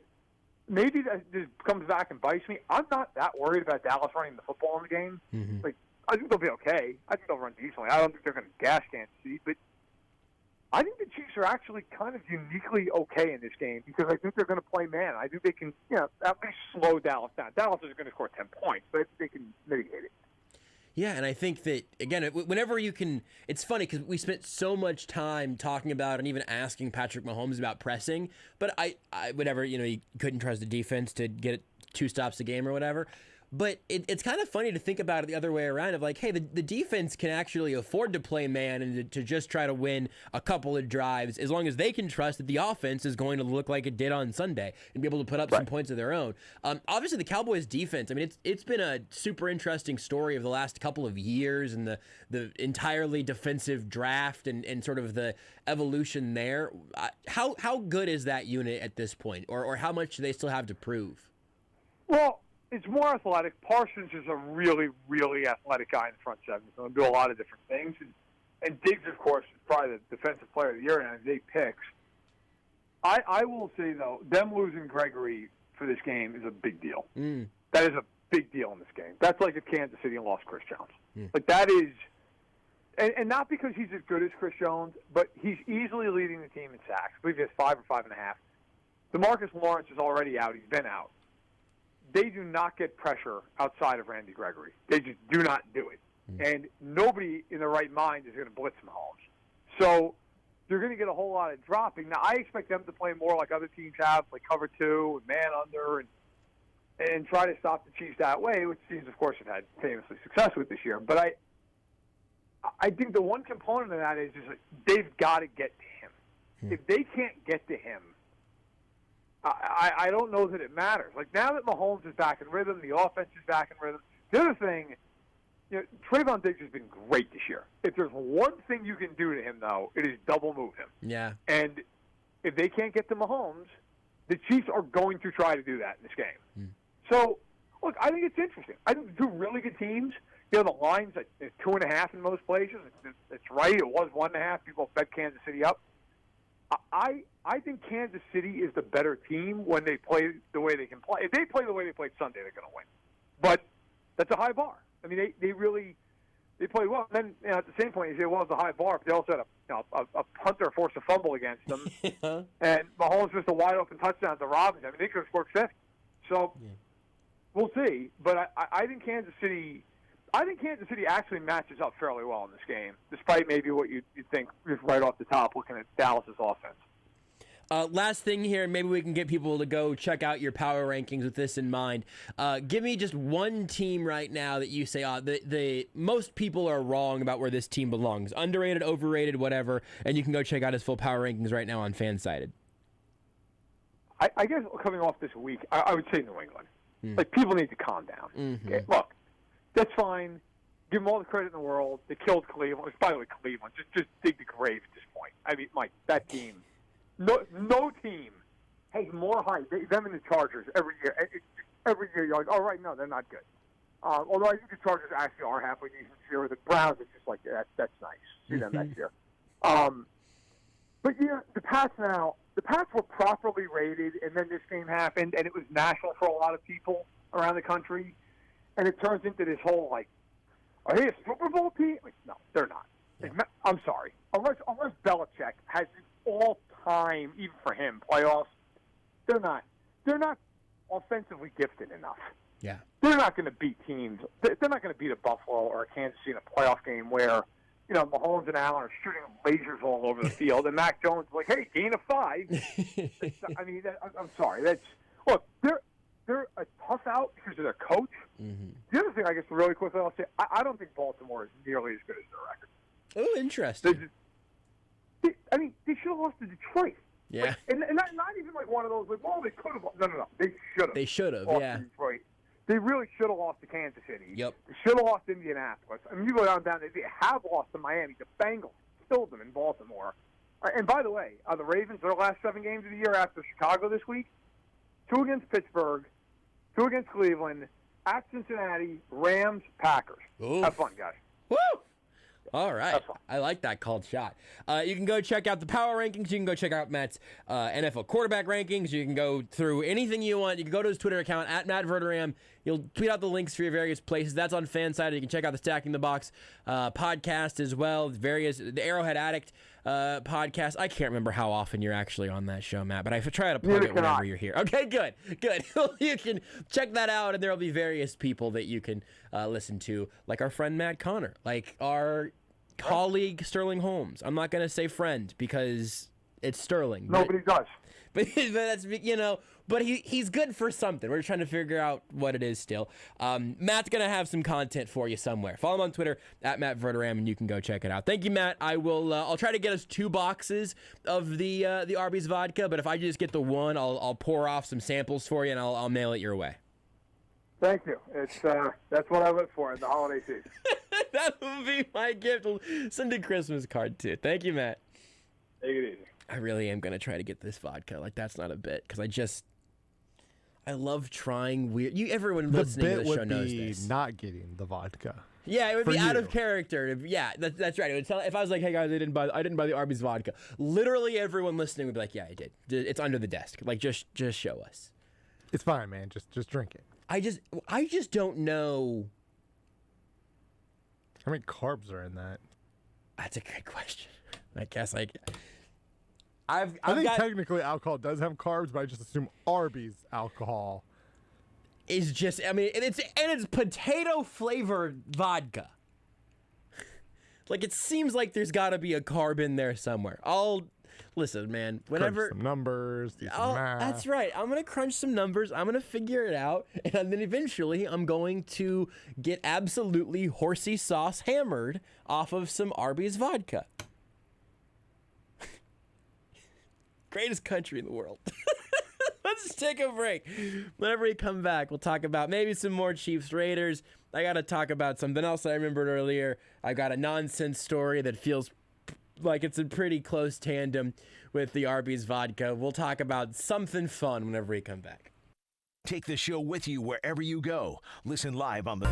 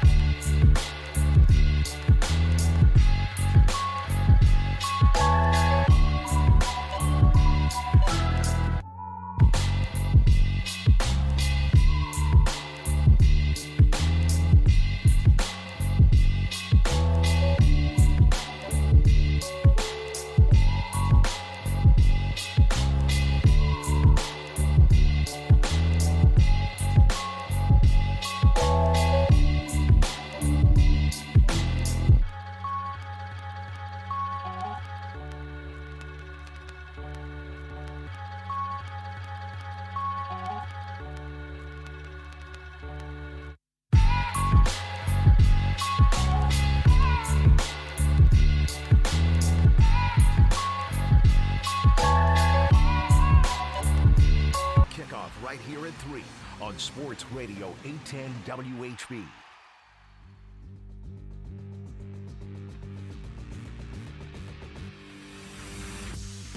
This is Almost Entirely Sports with Joshua Brisco. One thing that Tequila Cowboy is getting sued by me because that's my nickname. On Sports Radio 810 WHB.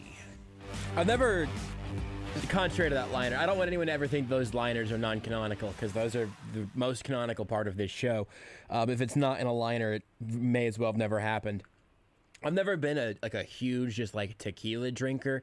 I've had a margarita now and again. It's all fine. And I never had a terrible tequila experience, so I couldn't follow Rudy and Verderame on that one. It's just the second I taste it, I just want to throw up. Right, and I totally understand the sense memory like connection there. That makes sense to me. But I did have somebody tell me that that that tequila is like a total non-factor for your blood sugar, and so you can just kind of become a tequila connoisseur as a diabetic and not have to bleep with it at all. That kind of makes sense to me, just in the sense if you told me like to describe tequila, I'd probably say it's like the most pure alcohol. But I was surprised because it comes from agave, right? And that's like you can make agave syrup, which is just sugar. Yeah. I don't know. I've never claimed to be a liquorologist.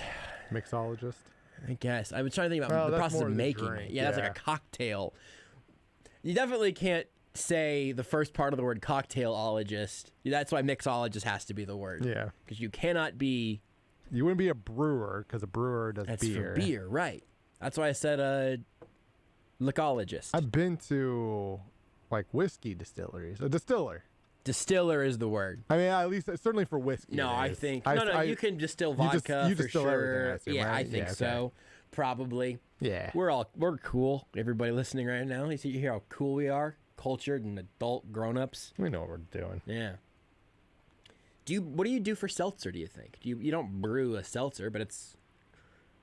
I was going to say carbonate, but I don't think that's really right. I mean, because... Infuse. Wow. You infuse the seltzer. Okay, I like that. Here's my one other quick little Chiefs thing, and then we got to take another break before the end of the hour, right? Ready? Okay. Yeah. I'll give you a Chiefs thing in this segment. I'll give you a quick story next segment. And then we'll save the most bonkers nonsense story for the end of the show. There we go. There's our plan, everyone. One of the things that I took away from this game, I tweeted immediately after I don't know if it was after the game or just after Dan Sorensen's interception, but I think an incredibly good sign that the Chiefs are back to being the team that we've seen them be for the larger sample sizes, where the last few weeks, the first 9 weeks, were a little bit more of an aberration than who they actually are now. Dan Sorensen's elite again? Kinda. That's kinda where I was going. Maybe not with quite as much conviction or confidence, but it's that you got a 100-yard receiving game from Darrell Williams, that you got a touchdown from Noah Gray and Byron Pringle, that Tommy Townsend threw for a first down and Marcus Kemp caught it, that Dan Sorensen got a pick, that Rashad Fenton, that Tyrann Mathieu went for the play on the pick, and it probably should have been a touchdown. But instead, Rashad Fenton made a fantastic hustle play and just takes 7 points out of the Raiders' final score. If they would have had this performance strictly on the backs of Tyreek Hill, Travis Kelce, Chris Jones, Frank Clark, Tyrann Mathieu, obviously Patrick Mahomes, whatever, it still would have been great, right? You could say, oh, well, you know what? The Chiefs look fixed now because all of their stars are no longer just being limited in whatever way they've been limited.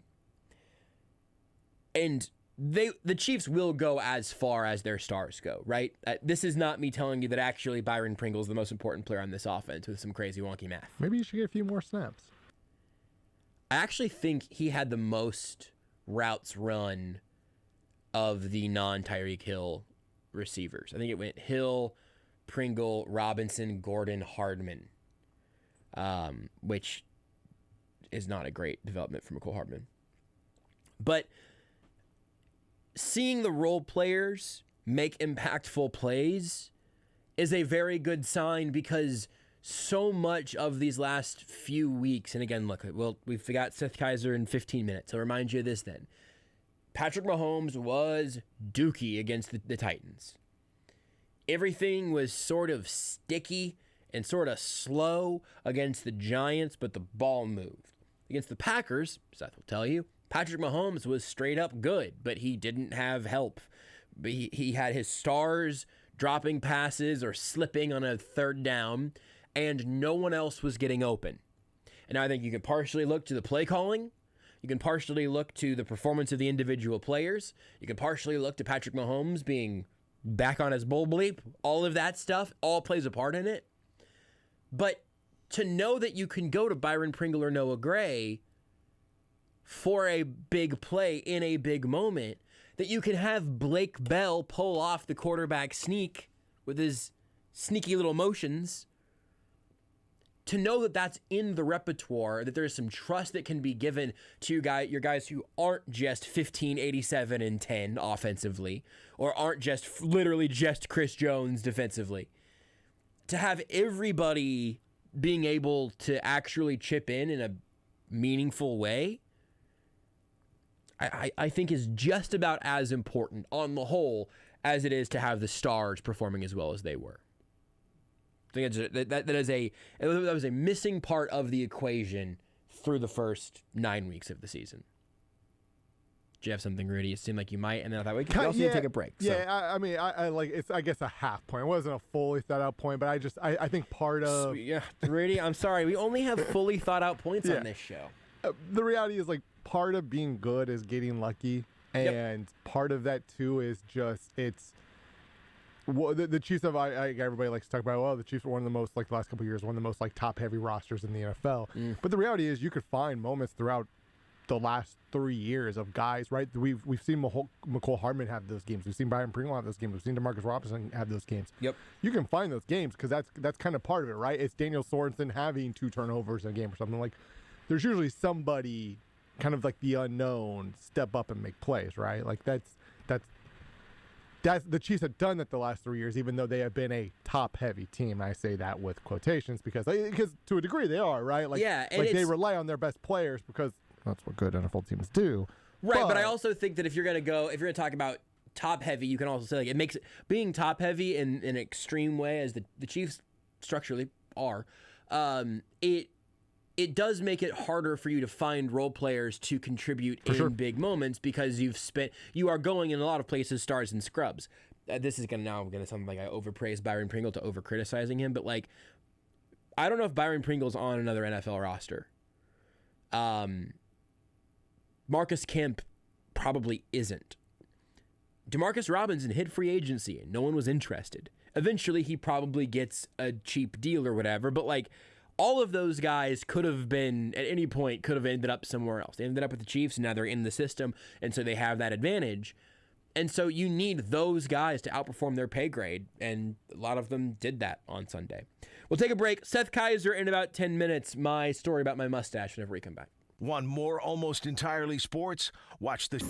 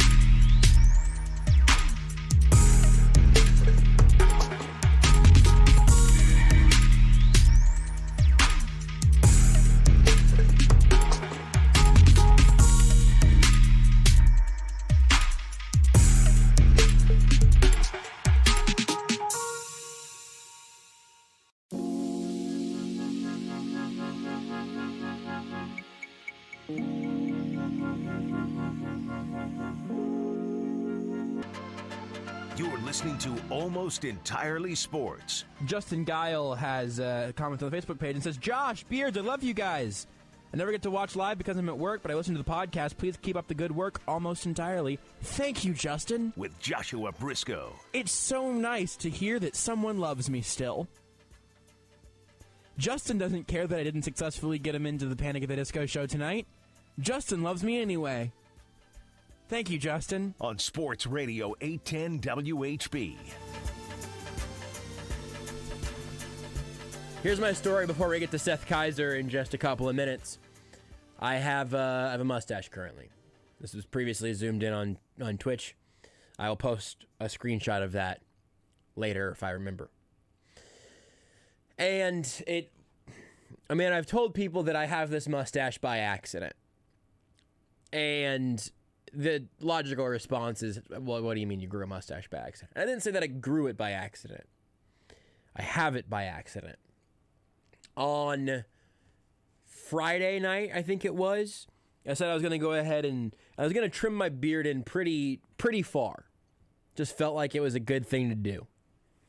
Had just seen The French Dispatch, the new Wes Anderson movie. I'm now 10 for 10 on seeing. Renee and I watched all 10 Wes Anderson movies in order. Was it good? These will all be shot clock reviews at some point. I am in the bag for Wes Anderson movies at this point now, and The French Dispatch is very weird and also wonderful. If you like Wes Anderson movies, you should go see it. Lots of good mustaches though, just throughout the Wes Anderson collection. Thinking, you know what, I might just bring the beard way in, maybe leave a little mustache. We'll see. I'm gonna see what happens. But I had 3 guards out. I had the light gray 1mm guard, the dark gray 5mm guard, and the light gray 7mm guard. My thought was I was going to leave myself a little bit of sideburn room, and keep that at a 7, and then start with the 5, see where it ends up, and maybe if I get crazy, I'll bring it all down farther. And so I put the light gray guard on, thinking it's the 7, but not really thinking about it too hard. I've done this a million times. And I put it up to my sideburn where I was going to just start trimming and then leave another good inch of sideburn at a 7. And the sound of cutting too much hair with a pair of clippers? You're expecting a little bzzz, and instead you get a zhunk. I got a zhunk. And just, there's no redeeming that. I thought for a second, well, what if I just went really short and did like kind of the beard fade or whatever? No, this isn't going to happen. So I just went to town. I brought it down to a goatee. That is not going to be my look. I brought it down to the whole horseshoe mustache. Looked like Hulk Hogan. Left it at the mustache just now. How much longer is it going to live here? Who's to say, but it's here right now. Seth Keysor's next. You are listening to Almost Entirely Sports with Joshua Brisco on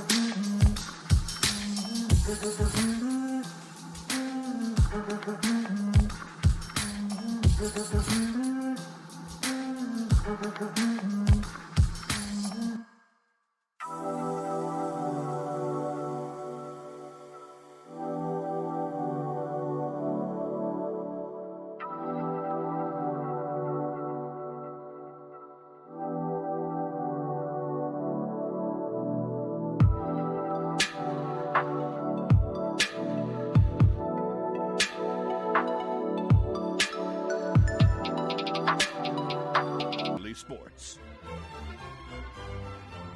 You're not dreaming. It's not Christmas yet. It is, I guess, almost Thanksgiving, and you can have this to be thankful for. Back-to-back Tuesdays with the one and only Seth Keysor. You can read his work at the Chief of the North newsletter. You can hear him on the Times R's podcast. New episode dropped earlier today, and we didn't have any breaking news totally derail it this time, Seth. It's a huge victory for us. I like that. It's you take whatever wins you can get. The older I get, and I am old, the more I understand the value of taking the small wins. Yeah. Because big wins are a lot rarer than people think. Yeah, and I guess we talked right before. I guess it was a couple days before Odell Beckham and all of that. And we weren't even really talking about him with the Chiefs, but if anyone didn't catch that particular part, we had just finished an episode of Times R's. Oh my and gosh! Literally, I mean, it was between 1 and 2 minutes after we had stopped recording. I think I was still recording because I had to do the ads. But it was literally within minutes of our finished recording. Odell Beckham goes and signs with the Rams. And, I didn't really watch the NFL or the Chiefs game this week, but I'm guessing that because Beckham went to the Rams, the Chiefs offense is totally stuffed at this point. And I'm sure the NFL had a very normal weekend. Seth, I don't know if you paid attention, but... Well, if there's one thing we can say for darn sure, it's that the Rams offense was about to explode. No, the NFL is every week it gets weirder and weirder this year. And to be fair, I mean, last year it was weird too. And it just feels there's no dominant teams. Mm-hmm. And everyone was like, oh, yeah, I mean, there's at least a couple. It was the Rams, right? Even though they'd lost the week before. They're the only, great team. Well, the Bucs were lost as well. The Rams are the only other team I had the discussion with. The Bills, no one can figure out what they're going to do week to week. The Titans are the most consistent team of the last month and a half. By a country mile. So they've got 2 losses. They lost to the Cardinals in week 1, who obviously ended up being excellent. No shame in that. Then they lost to the Jets in week 4. And then they went on to beat the Bills, Chiefs, Colts, Rams, and Saints in consecutive weeks. Right. And I don't know that anybody believes in them. Right. Well, and they had, the funny thing is their Colts win was fluky, their Saints win was fluky, their Bills win was fluky, but boy, did they house the Chiefs. True. And that's, one thing that's going to be kind of interesting for me. Despite what happened there, I got to be honest, on a neutral field or in Tennessee next week, I'd take the Chiefs. And maybe that's just me, just disregarding what they're doing.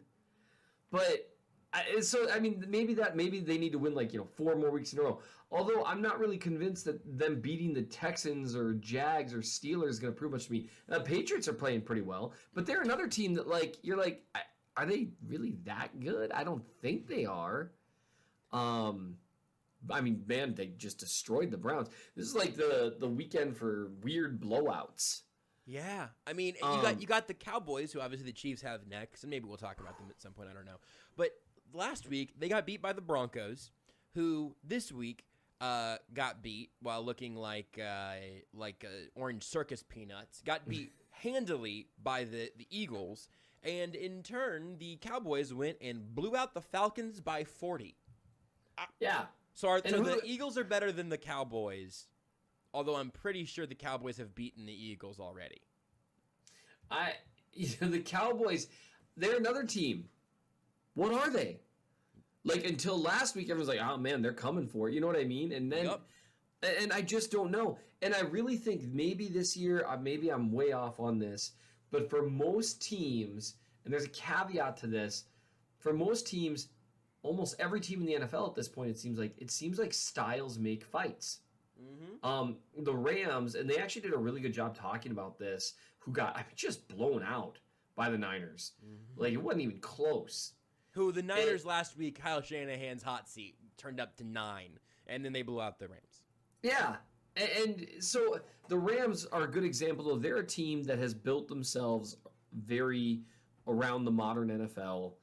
They're going to put all their resources into pass rush, into coverage, and even their defensive scheme is, if people talk about that, it's like almost like dialing up Fangio stuff, like up to 11, and daring teams to run. And the Niners were like, we love to do that. Like, that's like all we do, even when we shouldn't. And it was a good example of styles making fights. And it makes me just think that with as much parity as in the league right now, you're going to see more and more, well, Team A beat Team B and Team B beat Team C, therefore Team C should lose to Team A. And it's like, no, Team C is actually going to beat Team A by 40. Yep. And I just think that's true of the vast majority of teams in the NFL, with a couple of exceptions. And I think those teams are the ones that maybe have the best chance at making a run, because they're not going to be so matchup dependent. So I want to dig in on some of that, because I think some of that's extremely interesting, and I am confident right now that at least 2 types of Chiefs fans are listening to this show right now. At least 2 Chiefs fans are listening to the show, is what I mean. I'm confident in that. But I think there are at least 2 types that heard you say that if the Chiefs played at Tennessee next week, that you'd pick the Chiefs. I think some portion, I don't know the percentage, I would hate to even guess. Some percentage of Chiefs fans listening right now went, hell yeah, they would. Chiefs are back. Everything's good again.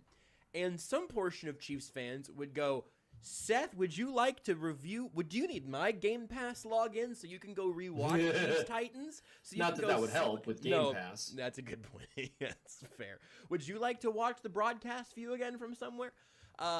So I'm extremely interested by that, because one thing, I had a little half-hour kind of pregame window to talk about the game before it happened on Sunday night, and one thing that I pointed out that I'm going to obviously repeat, because any time that I'm correct about something, I'm going to beat that into the ground. I'm only human. I said, hey, I really think that the most interesting part of this is that after 2 kind of lukewarm victories, wins that were wins but didn't feel great, the Chiefs are going back to prime time against a team that everyone thinks is pretty good. The Raiders are a pretty good team. They're maybe in the season right around 500. Maybe a little bit better, who's to say? But if the Chiefs go out and win this game in some sort of dominant fashion like we haven't seen this year, the narrative will change in 3 hours from the Chiefs are broken to the Chiefs are back. And that is exactly what happened. I was not predicting that, for the record, but if that happened, we were going to see that kind of transformation.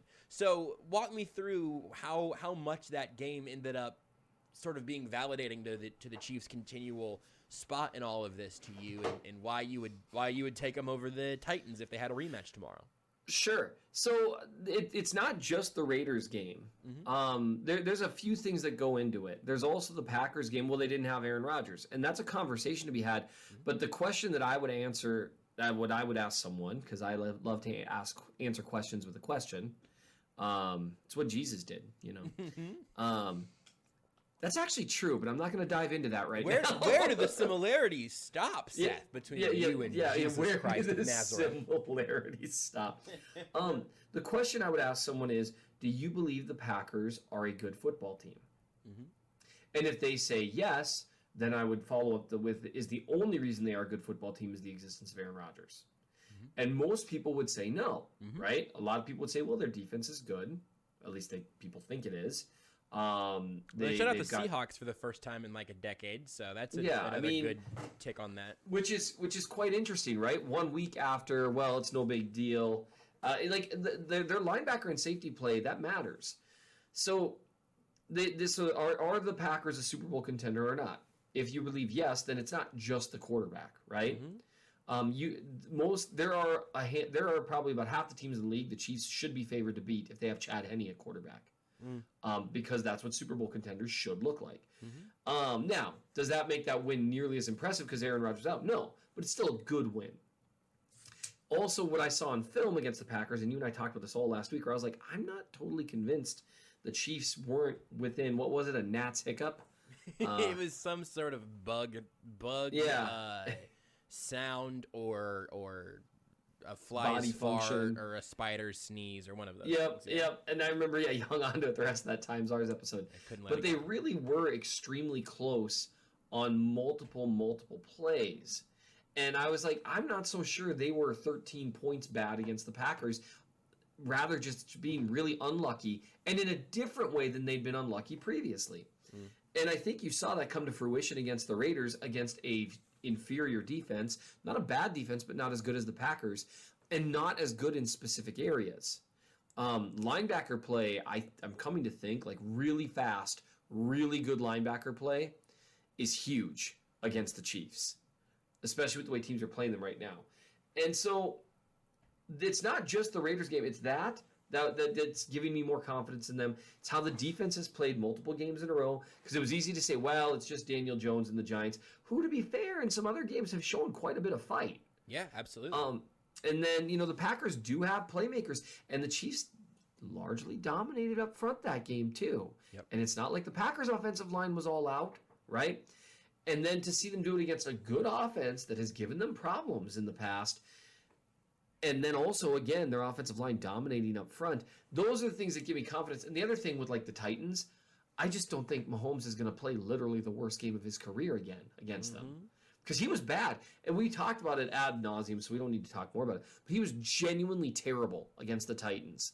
Not just bad for him, but, like, genuinely bad. You change that to just, like, the normal, quote-unquote, bad for Mahomes, and they still put up 14 to 20 points.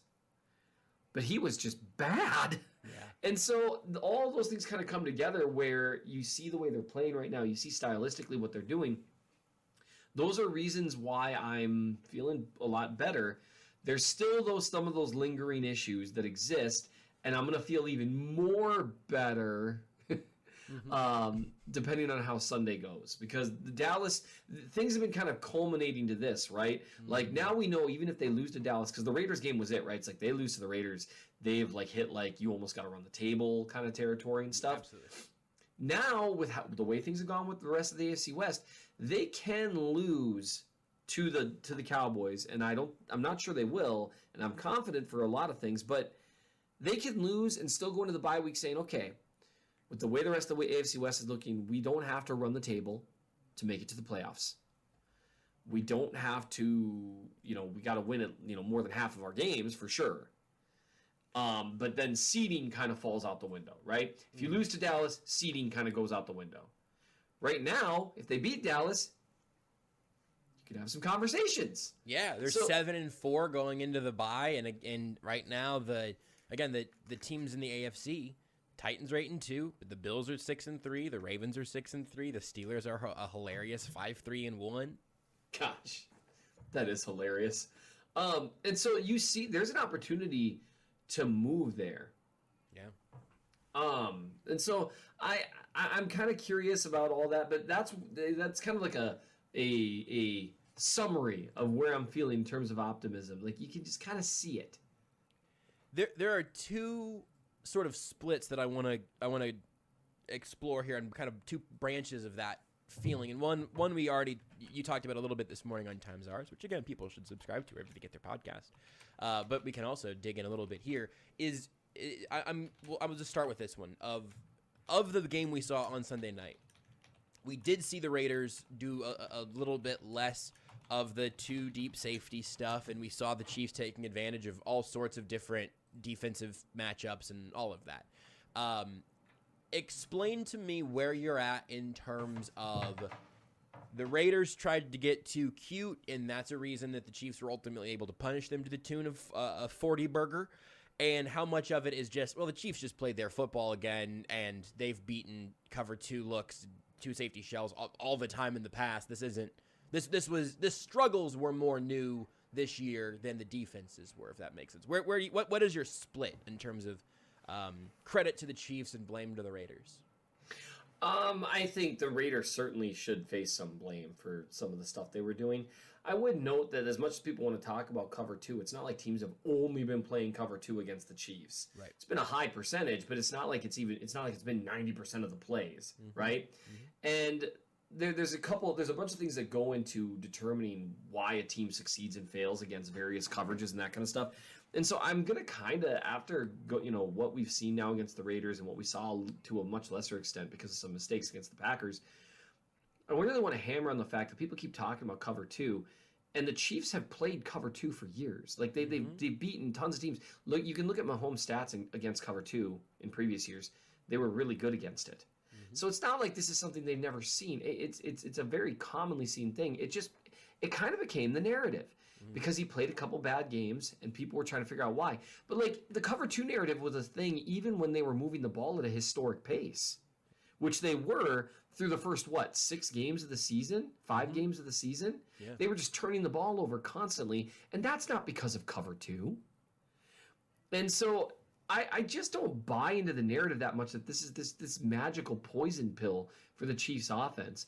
I think Mahomes is learning how to play with a new offensive line, and I think he played a couple bad games. Andy Reid made a really good statement. He said the way he phrased it was, Patrick Mahomes went longer than any quarterback in history without going through a slump. Yep. And people just are looking for answers, and maybe the answer is sometimes you just fail. And there's not some secret formula to it. Because, again, in 2019, after the Niners, in 2020, it was cover 3. And before that, it was cover 0. And we're running out of numbers, is what I'm seeing. It's like, I mean, to be fair, cover 6 is pretty prevalent in the league at this point, so there you go. Right. But I think the Raiders definitely made things harder than they needed to on themselves. But credit to the Chiefs offense for recognizing that the Raiders were going to stick with their stuff and saying, okay, fine, we'll shred that, rather than sticking with cover 2 man beaters or cover 2 zone beaters. The other thing I would note, the stuff they were doing is stuff that would work against cover 2 as well. A lot of these quick routes to the sideline or throws to the flat to the running back, a lot of these the damage that they did in certain areas, whether it was in the seams or they did stuff that would do damage to cover 2 as well. Yeah. So it's just weird to me, this narrative that this is this is what the Chiefs love to play against. What?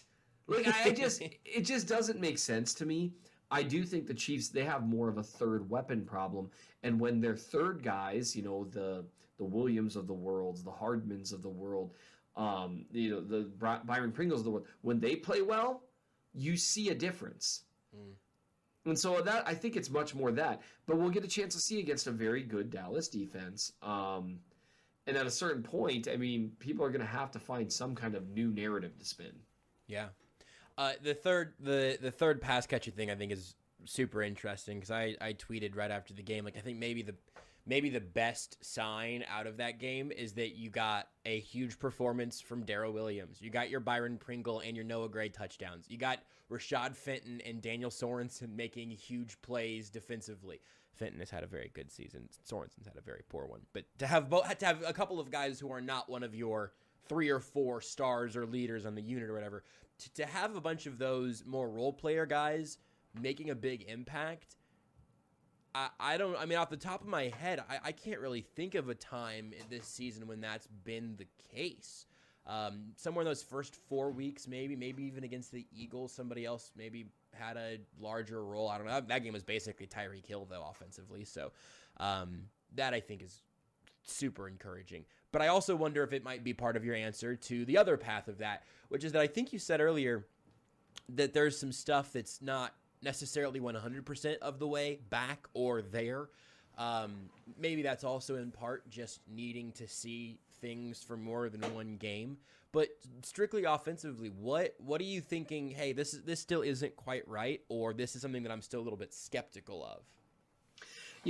On the offensive side of the ball, I'm feeling really confident. They definitely need someone who can be that third guy consistently. Mm-hmm. I think they want that to be Clyde. And considering like the way that they're now using the offense, what's going to kill me It's going to actually kill my soul if Clyde gets healthy and they come back and they start running a bunch of stretch stuff to the sideline again and stop utilizing the running back as much.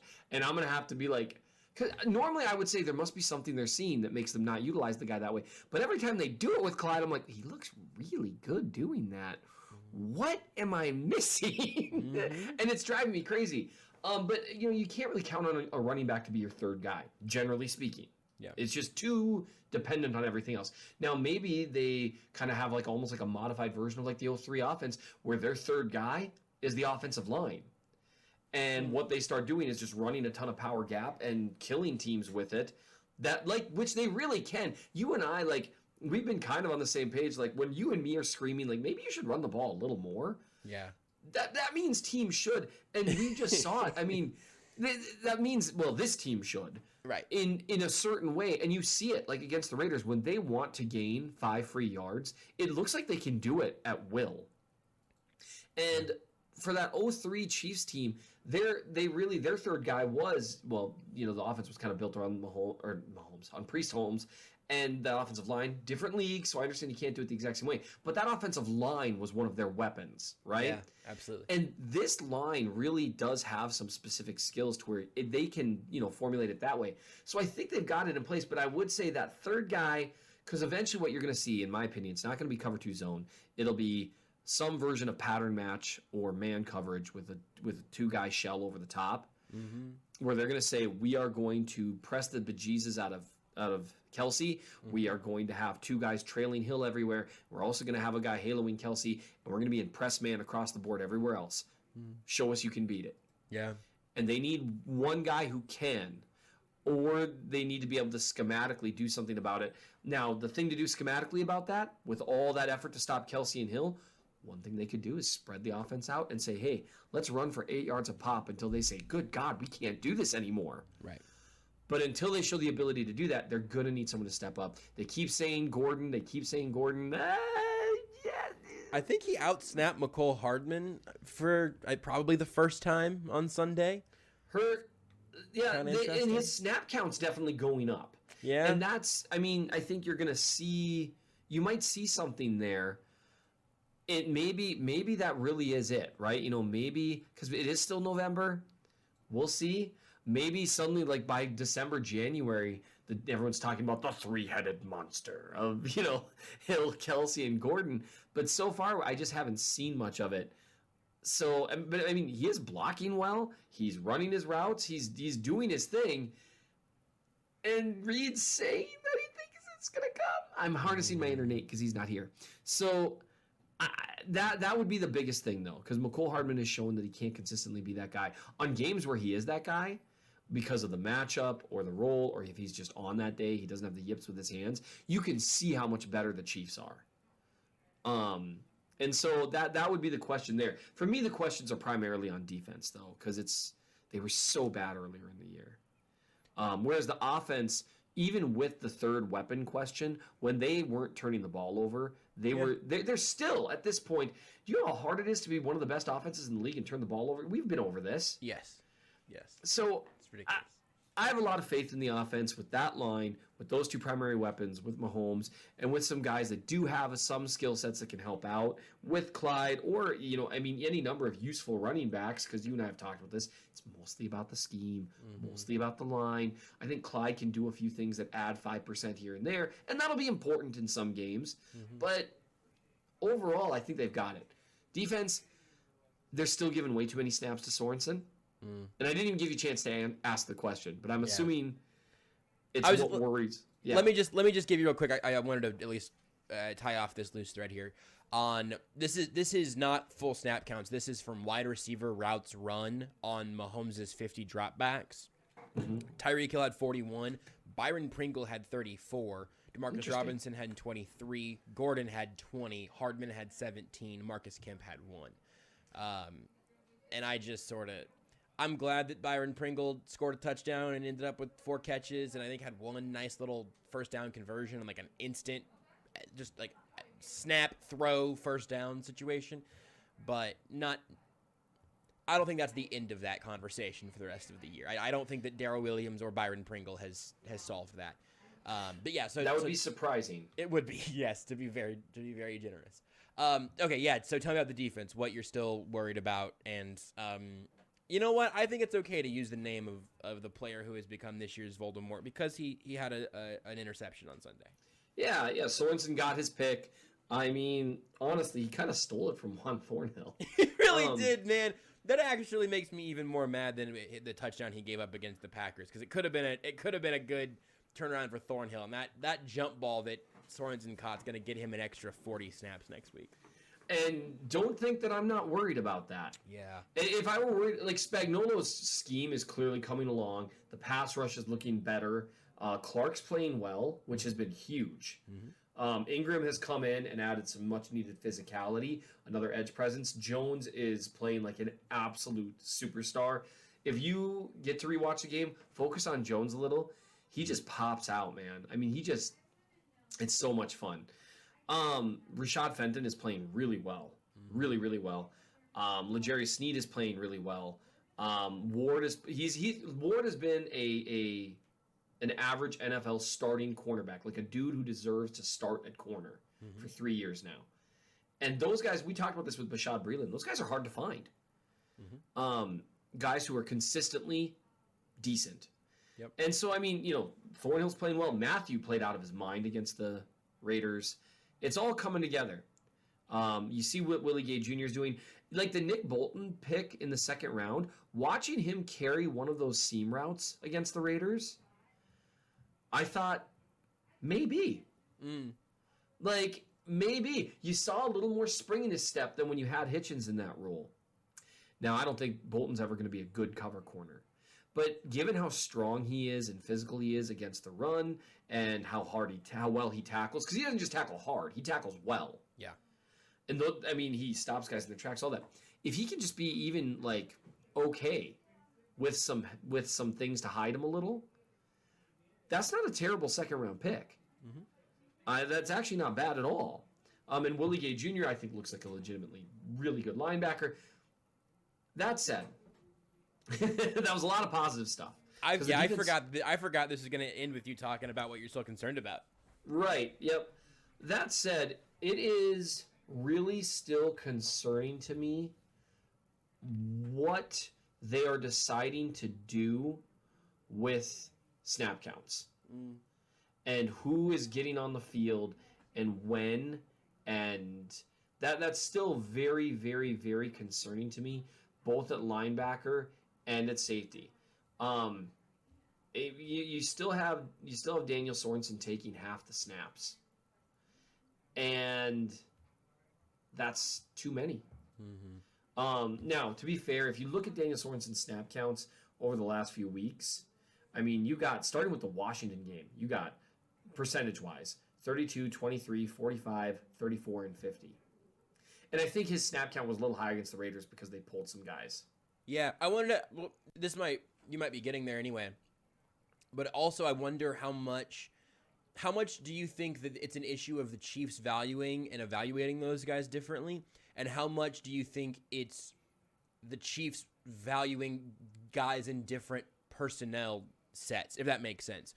Where the Raiders ended up throwing the ball a ton in this game, and so I'm looking at the snap count numbers now to try to get something concrete. Like Anthony Hitchens only played 44% of the snaps. Nick Bolton only played 35%. That's got to be the lowest percentage he's played in a while.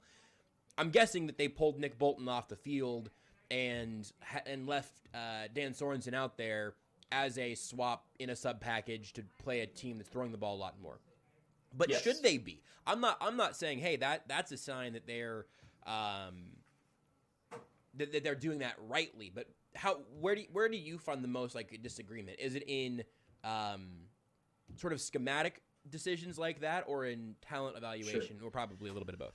It's a little bit of both, and I think you're really onto something there. They have certain ideas over who should be in what sub packages. And that means teams, if the Chiefs aren't careful, and it's less so now that the Sorensen stuff became so blatant, so glaringly obvious, that they've kind of helped alleviate that. But that does mean teams can, in theory, force the Chiefs into having worse players on the field. If I were a team, good point. I would try to get the Chiefs into a dime look, because then Ben Neiman's going to come on the field in all likelihood, and Dan Sorensen's going to come on the field in all likelihood. And I would target those two guys to death. And I would attack those guys to death.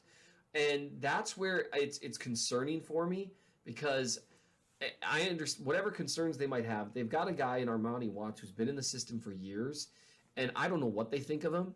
I genuinely don't. I don't think he could play a whole lot worse in coverage than Sorensen has this year. Yeah. And I get that they really like Sorensen as a blitzer, but you can't tell me that Armani Watts, he's a fast, athletic guy. You telling me he doesn't know how to...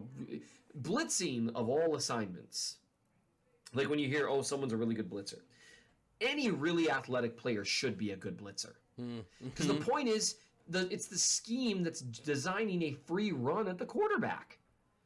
And so that's where, like, and some guys show a little more knack for it. Like L'Jarius Sneed shows a knack for it. Dan Sorensen, admittedly, shows a knack for it. But you can't tell me Armani Watts can't run down a quarterback. Yeah. And he is so much better an athlete. And frankly, he looked fine when he was out there against the Raiders, didn't he? He almost had a pick, and he was around like he was going to lead the team in tackles just off one drive. And I'm watching him, and it's like again, small sample size. But you're not asking him to be a star or even good. You're just asking him to not be terrible. Yeah. So I see that. I see that with Neiman, Neiman is not as bad at his position as Sorensen has been at his position this year. But he's been a weak spot. And to me, anytime you're in a position to where you've got two guys that you can just get sniped on your defense, and you allow teams to dictate that based on their personnel, that's going to get picked up on, especially in the playoffs. And especially like a team like the Cowboys. I'm curious because like the Cowboys, in theory, if they want to run the ball a lot and they kind of, if they box things up or something like that, that plays to the Chiefs' strengths because it gets Nick Bolton and Willie Gay on the field against the run. Sorensen's off the field, and they are a much better team from a personnel standpoint. The stubbornness of utilizing guys who are clearly not good is a problem. And that's something that I continue to just scratch my head about. I mean, Willie Gay is now a year and a half into the system. You're telling me he doesn't know how to do drops as a dime linebacker? Yeah. That's just, it's goofy to me, and that's concerning for me moving forward as well as the defense has played. And they played very well. And they deserve a lot of credit for it. Anytime, defense is as much about avoiding weaknesses as it is having strengths. And so I just don't want to see that get picked at again. And so that I've got a little PTSD from seeing it get picked at so much this year. Yeah, 100%. I think that is also a more helpful way of looking at it and talking about it than Spags is an idiot or Spags thinks that Dan Sorensen is literally Troy Polamalu. Like, that's both of those things I think are silly. But to say, hey, something's not happening quite right in some of these personnel decisions that are often being dictated by situations. Because like you said, then if you're an offense, you would play out of character, I would think.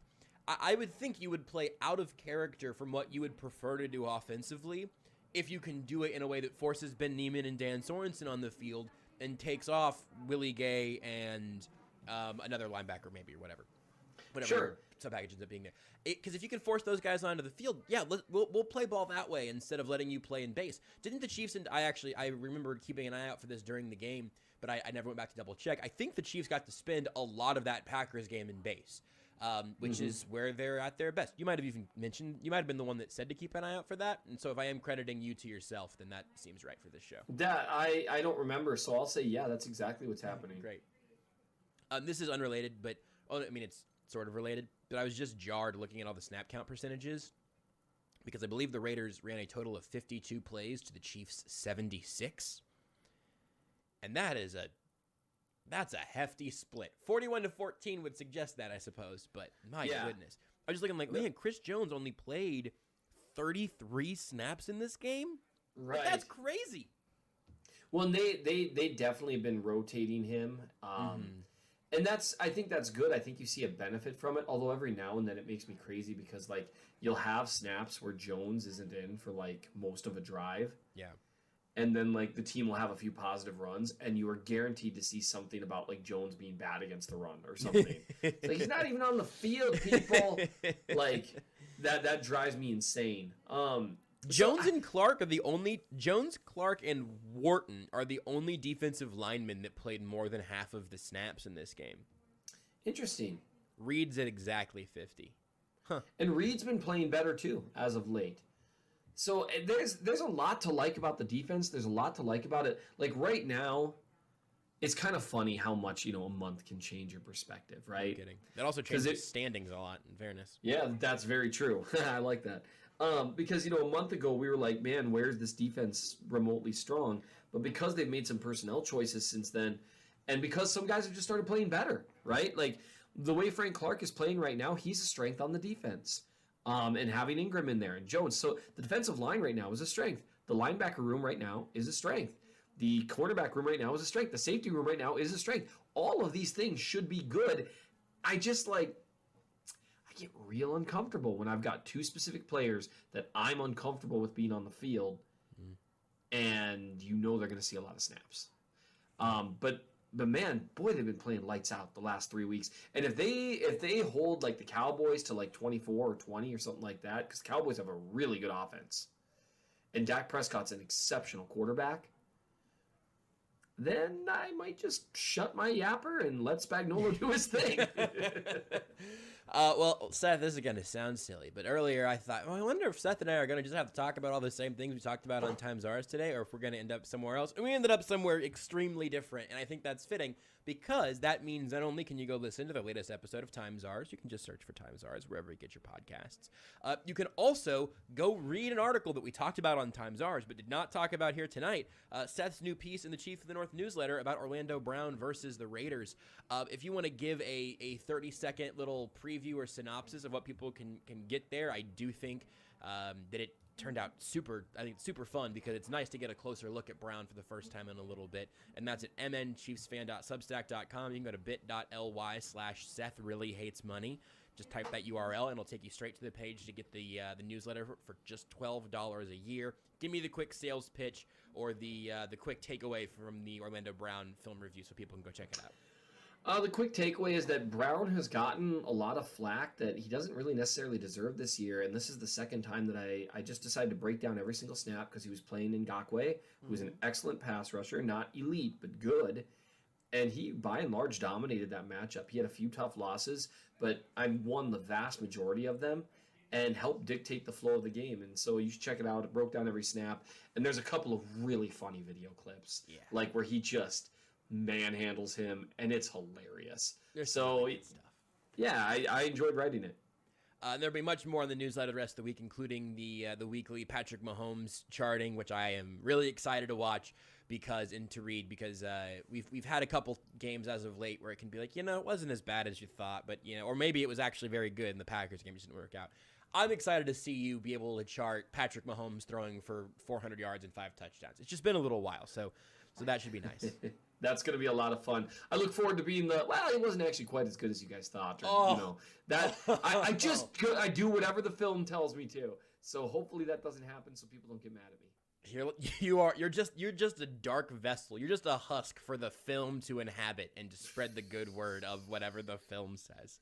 mnchiefsfan.substack.com. Plus, also, if you're not following Seth on Twitter, what are you doing? He's at RealMNChiefsFan, and you can follow him there. Thank you, Seth. Thanks for having me. Did you know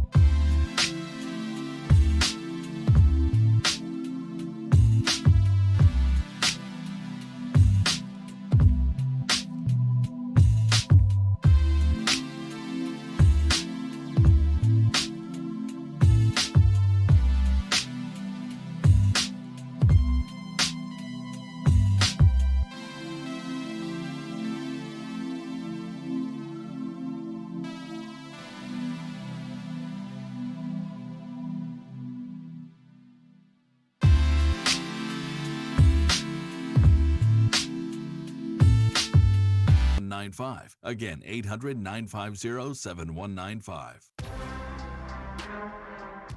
This is Almost Entirely Sports with Joshua Brisco. We've had a very like woke hour here, I feel like. On Sports Radio 810 WHB. Couple of food-based things for you here today. First, want to say that this is now the beginning. As you may have just heard the promo if you're listening live. If you didn't hear it live, I'll give you the info now. The beginning of our 23rd annual Sports Radio 810 food drive. And also, it's now easier than ever to donate. So if you want to get involved, here's what you can do. All the donations will go directly to those in need through the Bishop Sullivan Center and Mission Southside. And you can drop off your non-perishable items at all Kansas City area Aldi grocery stores on Thursday, November 18th through the 21st. Just look for the 810 bins. And also, you can stretch your donation further by shopping at Aldi. When you're shopping for all of your Thanksgiving deliciousness at Aldi, grab a few extra items and drop them in the 810 collection box at your local Aldi so you can help make someone's holiday special this year.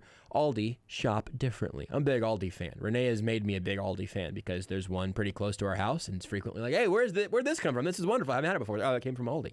Aldi's are great. It is. The amount of times I have essentially, especially like when I was in high school on like summer basketball leagues and traveling and ending up in a hotel, and what's right next to the hotel? There's an Aldi's. It's clutch. We're getting all of our food from Aldi's while we're here. You're doing the thing though that I did for a very long time. That is so apropos. Actually, my head's about to explode. You made it Aldi's. Possessive. Oh, true. ALDI. Also, 4 letters. And for the longest time, this was just when I was growing up, I thought it was like a convenience store. And part of that again was because my interactions with it were essentially traveling, right? Right. I'm at a hotel. Right. We're going inside. The to grab logo some looks stuff like it real could fast. be. Yeah, sure. Always came in clutch. Thank you, Aldi. Extremely clutch. Also, if you want to donate, but you're not going to make it to one of those sites this year, you can go to 810whb.com/food drive to make a donation online. You can make a $20 donation, and you'll automatically be entered to win great prizes like an autographed Travis Kelce helmet. And if you donate more, you can get more entries to win. Donate $100, get 5 entries. I believe there's a Bobby Witt baseball bat in there as well. Wow. Also, there's an online silent auction. You go to 810whb.com/food drive again, and there'll be links there for you to bid in the silent auction. Bobby Witt Jr. signed bat, Nick Bolton signed mini helmet, Whit Merrifield signed photo, Alex Gordon signed home run photo, Travis Kelce signed Super Bowl photo, signed Patrick Mahomes jersey, so much more. 810whb.com/food drive. Rudy, I am so glad that you said Aldi's possessively. It's incorrect, but it is incredibly helpful for the segue that I need to make right now. Do you know what I'm happy to help. Do you know what I'm talking about? Not a clue. I tweeted about this, but I hope you didn't see it. Pretty sure I didn't. It may come to me, but I don't think I did. Papa John's is debuting a new logo. So that's why that's in the Google Doc. I don't know what, I just saw simply Papa John's at the very top of the Google Doc. I don't know anything about it. The logo is very bland. It's very simple, very minimalistic. That's not the important part. It's just red text, sans serif, whatever. It kind of arches in the middle like the previous one does. And also, if you're unfamiliar, John Schnatter, no relation to our Blake Schneiders that I know of, John, the titular Papa John, he's a real stinker. He's a real stinker, and I don't care for the man. Although why is that, Josh? He just, because of his very, I would say, his ingredients aren't fresh enough for you. I would say it has no issue with the better ingredients or the better pizza. It's more about not having a better filter in terms of using racial slurs freely and openly. Would be my criticism. More so than the pizza or the ingredients or the garlic sauce. It's a very difficult thing for rich white people. He had, I don't remember who it was that did the story. I just Googled Papa John like profile or whatever. There was an unbelievable story in GQ or something. Let's see here. Chaotic Warrior asks if they're offering escorts with the pizza. Did he have a thing with escorts also, I wonder? Oh, boy. Well, I think that was Louisville. Or, well, it was strippers, technically. Oh, good grief. You're right. Papa John is Louisville. Bloomberg has a story called Papa John is Still Obsessed with Papa John's. So that rules. Read that story. The pictures are crazy. It's just a fever dream. Here's the thing with the logo. In the logo, one part of text has changed. There has been an edit to the logo. And presumably, based on my previous small amount of research earlier today, a change to the name of Papa John's. They have removed the apostrophe. Papas. No. Papas. It is Papa Johns. No, not Papa John Possessives, but Papa John's. as in a plural of Johns, a murder of Johns. A lot of Johns. So the pizza no longer belongs to the bad, stinky, greasy Papa John. But now does it belong to all the Johns? Does Papa John's, all of you, welcome here. Or All Johns. Bring us your sick Johns. Bring us your poor Johns. Bring us your Johns. Or are they now selling fathers named Jonathan instead of selling their stinky wet pizza? Is it, hey, come here, buy some Papa John's, okay? Here's my dad named Jonathan. You can Free pizza. You can get him for $12.99. Now, we are veering dangerously close to an actual my brother and me bit from like 2 episodes ago Yep. here. So I'm going I was going to say Papa Shack. But just call it Papa Shack. If Just you're call going it to Papa rebrand, Shack. just be Papa's. Just say, hey, we're Papa's Pizza. We're poppin' pizza. Home of the Shackaroni. Or, look, we know you try to get the John out of there. But this doesn't, but calling yourself, like a friend of mine named Blake Johns tweeted at me as I tweeted, wait a second,